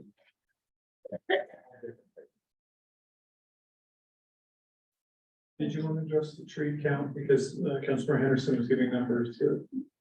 Yeah, so that plan there assumes a binding site plan, like it's being done with phase 1A and 1B in the Okay. YMCA property, so it would count all of the trees together. So we're saving some more on one property allows removal of upwards. We're not removing very many at all on phase 2. No, 2 is fine, and 2 doesn't take out that, like, because it's already been cleared, just Right. do it. I mean, I'm 100% favor too, but when I see this little box here, it says phase 3, are you saying that count? Was They would counting all- trees in phase 1 too? In phase 2. So those, all of these 3 properties, the triangle, Yeah, the phase 3 and phase 2 would be combined for consideration. So it's the total number for all 3 sites. Be 31% saving the 3 sites together. yeah, I'm not sure I'm following. So it's taking the 3, so there's the triangle, which it's hard to pay attention to, but that's the big Yeah. one on the bottom. Yeah, So it's taking all the trees that are there, what's remaining on phase 2. And then all these are showing individually for each of those 3 sections. And so what Jennifer's saying is combining the 3. It then it gets to Well- 31% retained. yeah, I mean, but it still doesn't answer the question. On phase 3, there will be 761 trees taken down. I mean, that's the bottom line. Okay, whether we leave all of them, looks like we're leaving them all on this triangle parcel. Thank you very much, because that's something that, we want down. We're not taking down much on phase 2. It's already been cleared, which is fine. So, but I mean, that's what I'm asking, that this starts to get looked at now, because if we wait till the end and it gets built, and somebody comes back and says, well, we didn't plan for that, sorry. I just can't do that. And so I'm trying to get some support from other folks in the city that this is not gonna go over well with everybody. I get it with families with kids, wonderful. But there's other people that are gonna say, the whole force is now gone. I understand replacing 761 trees within the city, number 1 might be a challenge. Number 2, it doesn't replace the ecosystem that got lost here. And because we're doing this with the other part of the city, we'll have to agree that, okay, we plan to lose that. But so get those trees back somehow, and that's all I'm asking. Councilmember Dorset? Yeah, just to come back with Roger's comments, when I look at the land conservation that we did, that was saving trees, right? We held on to that permanently and prevented it from becoming other developments, being cleared out for houses. So I think that's, some of the great work the city's done and decisions the council has made. I'm all for trees. This I see as fields. Of course, I love that we're keeping a lot of trees, especially around the Corman Creek and the triangle. I think that's gonna preserve a lot from, what some may view as what fields look like and what it represents and the trees that came down. But we could also look for opportunities where we can plant more trees. There's the area north of Donkey Creek that we acquired, there's quite a bit of open space in there. I don't know how many trees we could plant.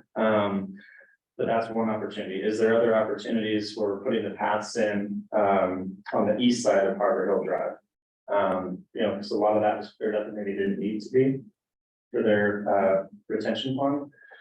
So, and I think, I don't know if there's other spots, we don't go high up on the map, but the stormwater pond that's at the top, and block that with my family with bikes. It looks like, I don't know how these tree planting things work or what counts and what doesn't, but I would agree, adding more and, still, of course, protecting the fields because it can be a mess, but I'm for that too. Well, may I say that we, staff, operations, and public works in general have been looking at other areas around the town where we can plant native trees to go above and beyond what's required. As you saw, binding site plan option, we already are above and beyond, but is it possible to plant 1-to-1 for every tree we remove for a project to plant it somewhere else in the city? I don't know for this project, I zoomed into that binding site plan list here for tree preservation summary. I'll do it again, proposed trees removed 806. We don't have a spot for 806 trees identified yet, but we have quite a few identified. On existing city-owned property, whether that's real land parcels or right of way. So we can do that, and as Councilmember Henderson mentioned, it's really about funding. Trees aren't expensive, usually placement of the trees isn't expensive, it's trying to keep them alive when it's 90 degrees out for months in a row. So that's temporary, that's the staff hours to go and water them, so. It's gonna be a question of not, can we do this, it's, are we willing to afford to pay to have them survive? So, that can be a discussion for later, or it can be a discussion for now, but there is a way to do that, it's just, do we have the money to do that? And that will have to be later because we have, it's 7 minutes to 5. We can go a little after 5, but I think there might be a meeting in here at 5:30. So, Councilmember Barber, you had your. Yeah, I just really quickly, I am all in favor of saving trees. I want to save trees. I want to put more trees in where we can. But I think that Councilmember Storsett had a good point referencing the conservation lands, because when we were doing those, we were preserving that for the future in perpetuity. But part of what we were discussing also was what would happen with the sports complex when we had to take those trees down. So I'm not sure that we should be looking at one for one, this gone and that gone, while we made those considerations when we bought that conservation land and preserved that. So I think they go together.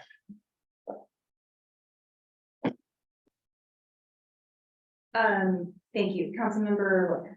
Thank you. I would like to see, included in any documentation and any ordinance and anything here, the plan for the tree replacement and the funding for the tree replacement. This has to go as a package together, because as Councilmember Henderson said, it's already, Roger. As he said, if we don't do this, if we don't have a commitment to fund it, it's not going to happen. And these trees that we were supposed to have 25% in every neighborhood is not going to happen. So it needs to be part of, I think it needs to be part of any plan that it has, and the funding needs to be part of it. It's a package deal. The packaging, the way I see it. Thank you, Councilmember Martin. Oh, did you want to say something, Jeff? No, I was gonna wait once we have the questions answered. Staff would like to go through, and again, we need 2 alternatives to move forward to. Yes, I was just consult. gonna ask So that. we would like to go through and just get some support possibly for the alternatives, and then they take that decision or take that support for each alternative, and then find the one with the 2 highest, and then move those forward. Narrow it down if we have to. Councilmember Martin, sorry. So I was just gonna ask, have we gotten an urban forest plan back yet? So that's why I stepped up to the table, and I don't wanna run this too long on you guys, but the urban forest management plan is coming forward. And as part of that, of course, gonna be a recommendation within that plan to, incorporate a tree bank, right, which is something that we've talked a lot about doing, and eventually a tree board, as part of the implementation of that UFNT. The tree bank then, of course, would play right into what we're talking about here. We say, okay, we have to take down these trees for a particular development. We could say, all right, we're gonna bank all of those trees so they don't get forgotten, to Councilmember Wilk's point. And then we'll find places as we go forward with our urban forest management program to plant those trees back in throughout the city, but they won't be forgotten. They'll be put into the bank, and we'll borrow from that bank when we need to. The other thing I wanted to talk about with this, and I don't know if it's captured here or not when we talk about it, but some trees that would be removed here will likely have to be replanted. And I don't know if that's captured in these numbers yet or not, but down the road, we have requirements for perimeter trees that are meant to be retained, that are removed as a result of a development proposal. We have a provision in the design manual that requires those get replanted on site. So there will be some replanting that's done on site. I don't think that's captured here. It's something that would come out in the when we get into the actual, final design drawings of this thing, but there will be trees that go back in. So, you know, certain trees that will be removed, there will be others that will go in, those would be nursery stock, of course, it'll take a while for them to grow back up, but there'll still be substantial trees eventually, right? There'll be oaks, firs, western red cedars and things like that, so. I just wanted to bring up those two points to maybe help. And then also, you guys were talking about parking earlier. Just wanted to, it talks about parking at the bottom of each one of these plans. I just wanted to make sure, because I thought I heard that somebody said something of alternative B or D being one that had the most parking. Did I hear that? B having the most parking. Okay, I just want to make sure I heard it wrong. My mistake. Thank you for that, Carl. Appreciate that. Councilmember Henderson. Did you have your hand up? No, I don't think I. Oh, okay. Councilmember Rodenberg, did you? Yeah, I was gonna say that, not in my memory, is the city in the habit of making a commitment, fulfilling it. So any paranoia about we get the end of the project and we won't do it, I think is still gotten, we do what we say we're gonna do and what we planned. In my history, I can't think of any other projects where we haven't. Councilmember Likens, you had started to say something before, did you? No, it got answered. Okay, Okay, thank you. so in terms of the alternatives, I'm just gonna go down the line, and if you wanna take notes, which, Councilmember Rodenberg, which is your preferred alternative? Start somewhere else, if you would. Okay, Councilmember Barber, your alternative. Alternative D. We're looking for two. Two preferred, so like, I won't say you have to have two, but Okay, then I'll say D and E. if anybody wants to see them, I can flip through. Councilmember Henderson? I guess B, I mean, from a cost point of view, that was less than an E. B and E, okay. Councilmember Martin? So, well, I like B, giving this a cost opportunity, just for what's happening with costs in general on infrastructure projects. And then D or E would work for me, so that gives you three. So you did choose. I went with B and then I'll go for E, how's that? Councilmember Starstad? D and E. Councilmember Likens? D and E. Councilmember Wood? So I don't support anything for C for phase 3. And for phase 2, whichever one that the majority of council wants to do, I think they're both good for phase 2. I don't have a preference there.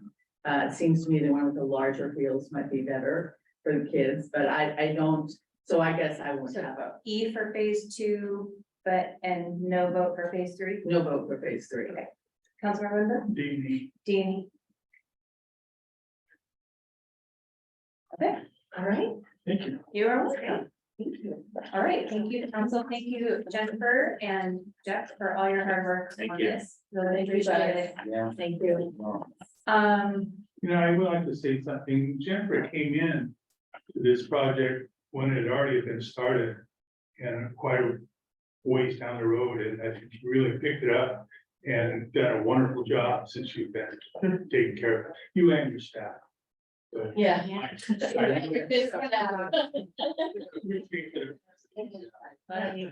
size, Yeah. Yeah, drawings and explanations all in there. Thank you. Our consultant's been great too, and I also, the sports community in this town is very united and very supportive of each other, which I'm surprised there weren't that many people going like, oh, baseball. They're all like, let's work together. So it's great. It's been pretty cool. thank you, great, thank you. Okay, excuse me, our last item is our active capital improvement projects update from our public works director, Jeff Langman. Thank you. I will try to go fast. This is live on our website, though. I don't know if all of you can get there. I know some of us have been struggling. And also so also, I did add at the last minute today, and I apologize, and that one I can't even get to go up, but I want to go over real quick, the MS project CIP schedule also, because that was asked to come to council quarterly. So I'm working with Josh to make sure that his link is correct, but I'll go through this really quick. Well, and the meeting is in chambers, not in here, so Oh. we have a little more flexibility, so. Okay, great, thank you. And if any council needs to leave right away, just shoot me a hand and we can. So this is Public Works Operations Center. This picture was taken Tuesday, I think. Walls are going up, we're going vertical. The contractor has done a great job and really good to work with. They had a hiccup, but it was noted here, if you've read it, it's this bullet here. They placed air and train concrete in slab floor. That was a problem. It's caused the surface of the slab on the interior to not finish properly. Strength wise, it's fine. It passed all the strength tests, but we were gonna have epoxy coated clear surface, and that's not gonna happen now. So we're gonna do something a little different. It's at no cost to the city, but might become a maintenance issue in the end. We're gonna talk with them more about that. But building's supposed to be dry by the end of this month, because they've got everything made. They have the walls were all made, all of the roof materials were all, or trusses were all prefabricated, so they had a crane. And we're just setting everything in place, so making some great progress on that. And Jeff and his crew are already putting together all the interior furnishings, and so that we can have that ready to go, ideally sometime next spring. Okay. So, good news there. Boat Visitor Center re-roof, that's moving along well. Work is just finalizing now. There was a hiccup with the HVAC unit that's been resolved.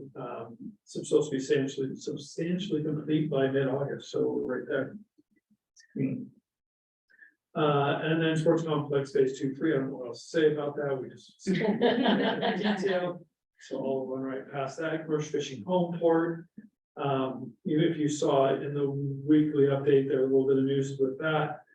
We have been talking to the commercial fishing club a little more. We do have it on the city council study session agenda for September. It's the first 14th. September 7th. No, that's utility rate. Oh, Yeah. Water rate, 14th, thank you, to talk more about this.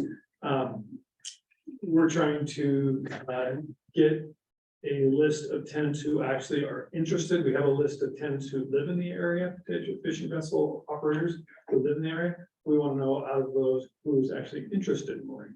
So I gotta get that resolved. But generally, everything else in talking to fishermen, they're supportive of what we're doing, what we're asking. Scanty net shed improvements, no further status update on this. We're still waiting for the Historic Preservation Commission to gather, so we have to wait for that. So we had hoped that we originally had gone, we were trying to go to DRB in April because of some changes that happened in the DRB and the Historic Preservation. We're now pushed off the probably meeting Historic Preservation in September. That's caused us to not be able to go to construction this year. So we're gonna have to go through another year with leaky roofs and structural issues, so. Maybe at some point, we're talking to the engineers on the consultant to see if we can keep this open through the winter time. Or open to the public during the winter time. I haven't been able to make a recommendation like that. Crescent Creek Park Master Plan, for the most part, I think everybody's up to speed on that. It's on pause. Jennifer has created a draft MOU to put forth and hand over to what's being called the museum group. We have been meeting with them a couple of weeks ago, and they're excited to see the MOU and move forward with it. So more to come. Please stop me if you have questions on the sports complex phase 1B. That's moving right along. We hope to have go out to bid before winter this year. So October, November timeframe. North Creek culvert replacement, that is moving along. Also, meeting this afternoon, I was not able to be there, but the summary was essentially that we're just trying to get all of our ducks in a row for the federal permitting and the state permitting. There will be some areas that there's some time coming up soon where we have to make decisions depending on funding. We have not yet heard from the federal government on our federal grant application. I hope that we're going to hear in September or October. But we're not hearing anything from the federal government right now. They were overwhelmed with applications for that money for culvert replacements. So, emergency pavement repair, we kept this on here for now, but, the crew has temporarily, placed some hot mix asphalt in the Point Fosdick Drive concrete roadway. They'll get us through at least through the winter, possibly later. If we could hold out until we do, a pavement repair contract, in 25-26 timeframe. But we did find also just immediately south of the area where we repaired recently that there's another area about 200 feet south in front of the Fairweather Estates entrance. That is, the concrete's coming apart there. So, we're gonna, again, get that temporarily patched. But it's gonna be something where we decide how much longer we're gonna keep, repairing this roadway. This roadway, if you recall, was put in by the WPA impression. So it doesn't meet our standards by any means now, but even for a roadway that was put in approaching 100 years ago, it's done very well. So maybe there will be benefit. by That's replacing amazing. concrete. So, anyway, more to come on that. Burton Drive roundabout metering that. We talked about this briefly once, but consultants traffic analysis report said that metering the roundabout is not currently necessary based on traffic volume changes. We need a final report from them that states that, and then we'll present that to council probably at a study session and just say that likely, no surprise here, we're gonna request that be taken off the tip. for now. Can we hear at Olympic instead? What's that? Oh, Yeah. Just a thought, just, Yeah. I'm just take that out of your brain and okay. later. Keep that stash back there. Old Yeah, Drive that's right turn lane, nothing, not very much going on there. We're just waiting to get some information back from the consultant on that one. Watchet Drive, or on ramp right turn lane. This project is proceeding. We again have comments back on traffic analysis back to the consultant, so waiting on that. There is a state process that we're gonna have to go through, so we're getting queued up and ready for that. 38th Avenue half-width improvements, nothing drastic to update on this one. We're gonna pare this down soon. I know there's a lot here. But we are looking at getting the cost estimate for 30% design, or sorry, 60% design. And we've broken this into 3 separate sub phases. One is the actual half-width frontage improvements, one is the sewer, dry gravity sewer installation, and one is the intersection improvements at 56 and 38. We're looking at the 56 and 38, and we'll see, we're looking at a traffic model real quick that Aaron is having a consultant prepare. Or we'll be preparing to see what would happen if we put a roundabout at 56 or 38. If the report comes back that it is feasible, that the inner level essentially feasible, meaning the level of service isn't negatively impacted, we're going to probably bring it to council, but we won't know that for a little bit. Yeah, more to come on that. Furnace Fenimore, slowly moving forward with that one. It's going through all of its processes. And we will be able to hopefully go out to bid end of this year, first part of next year, and be under construction. In 2024, the goal is to have construction completed before school starts in September of 2024. And this mid-block crossing system over next to Veterans Park, our operations crew has completed that. It's not 100% completed, but it's operational. A few more minor things that most people would never know that they need to finish, we just clean up and be out of there. So, but it's this is a picture of them pouring the colored concrete and textured concrete. So along. History Museum driveway entrance, we haven't made any further progress on that, but with some other projects finishing, we hope we'll put that moving forward soon. Burnham Drive, with improvements, still waiting on 2 things. One is a temporary construction easement from one of the neighbors, and then also permitting approval through the U.S. Army Corps. The very last bullet says it all. They said no additional information is required. They will issue a decision in the coming weeks. Okay. Hopefully it's less than 2 weeks. Is that on 5/25 or is that more recently than that? That was more recently than that. 2 or 3 weeks ago, we received that. Remember, the core may be big, but they are slow. We're trying to get this one, we're moving forward with, but we're just waiting for our consultant to price the scope of work to help us with with these improvements. So we're working on that.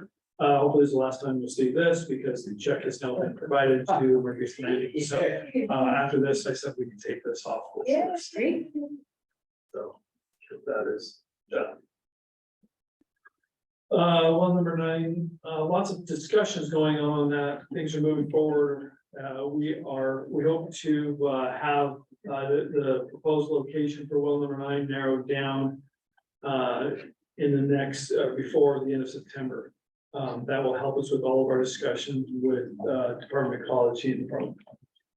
So, but we have some new options that we're going to look, and we're gonna hopefully, like I said, narrow down probably 2 options that we can present to council and go forward with those.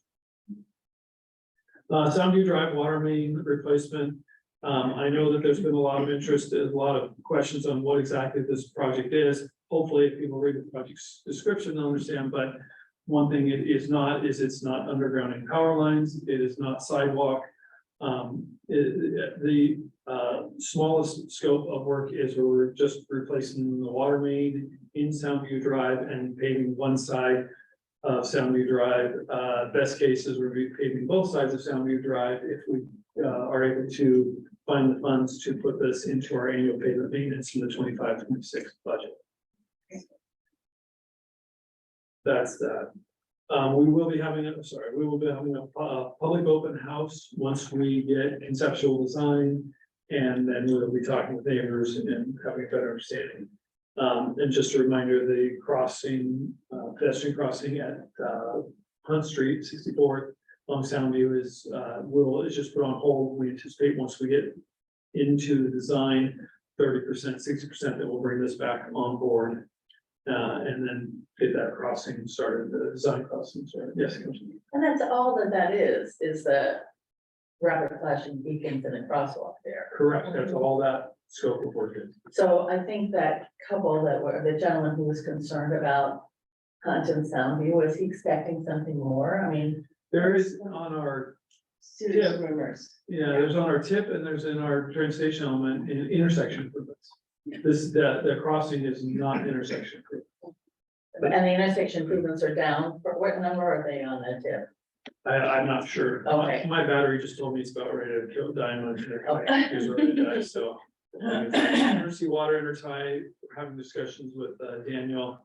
Later this week, we've been talking about the interlocal agreement, with Washington Water, just trying to get that ironed out. And that's the end of that. Well, hopefully I can spend just a few seconds showing. Before my computer dies, you don't need to see my calendar. We don't want to. Okay, so just real quick, a lot of these you've seen already, but this, I will work with this results and you can see this in PDF format on the link for today's meeting. But this shows the actual timeline of when we think we're gonna be doing these projects. There's no more highlights on this one because I started a clean slate on this. And you will start to see new projects added. When new projects are added, you'll see those highlighted. But essentially, you can kind of see Scansy Net Shed is now construction completed before Memorial Day. That's our hope of next year. Phase 1B before Christmas of next year. Phase 2 and 3 feasibility study. We'll get through that by the end of this year. Commercial fishing home port, because of the delays we've been seeing on that, we're now not going to be constructed until probably the first part of 2025.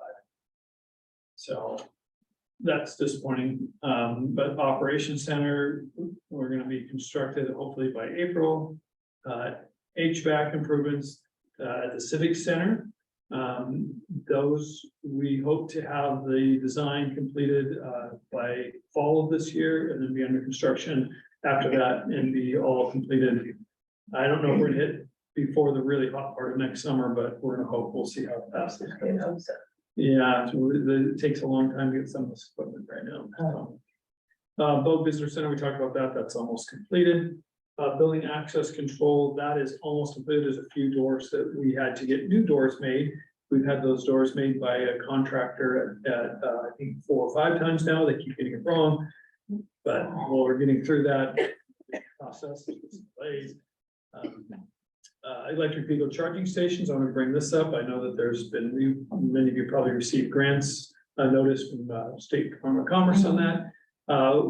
Right now, our design is accommodating for many vehicle charging stations here. This project here is just installing the ones for, I think it's Bank of 4 for employee, city staff vehicles, Right. not employee vehicles, personal vehicles or city vehicles. And that's moving forward, and as long as we can get all of them, and my computer just died, so.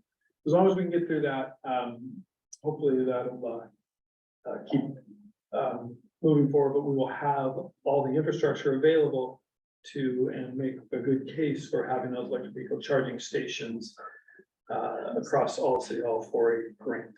So It's still alive. it's still alive. That's like here. Now you probably can't stop See if you sharing. can scroll. Yeah, That means it's time. yeah, That's fine. yeah, so, yeah. So I think we got through most of it, but, I'll get that updated. That's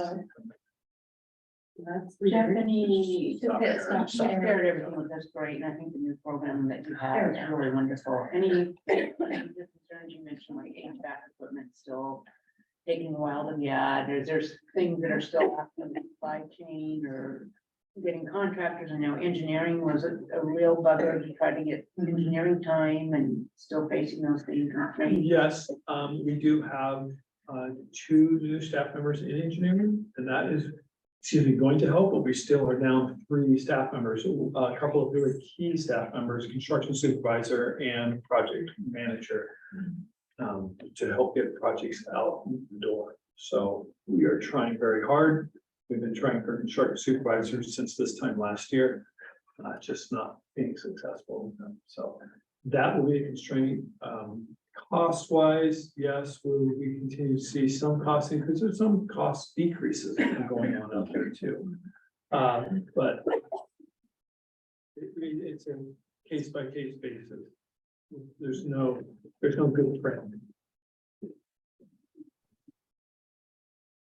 Any other? Sorry, but I'll try to bring my coordinates. I didn't realize I'd die. Right. No, that's right, yeah. You're working. Yeah, it's time to go home. In your computer. I moved to adjourn.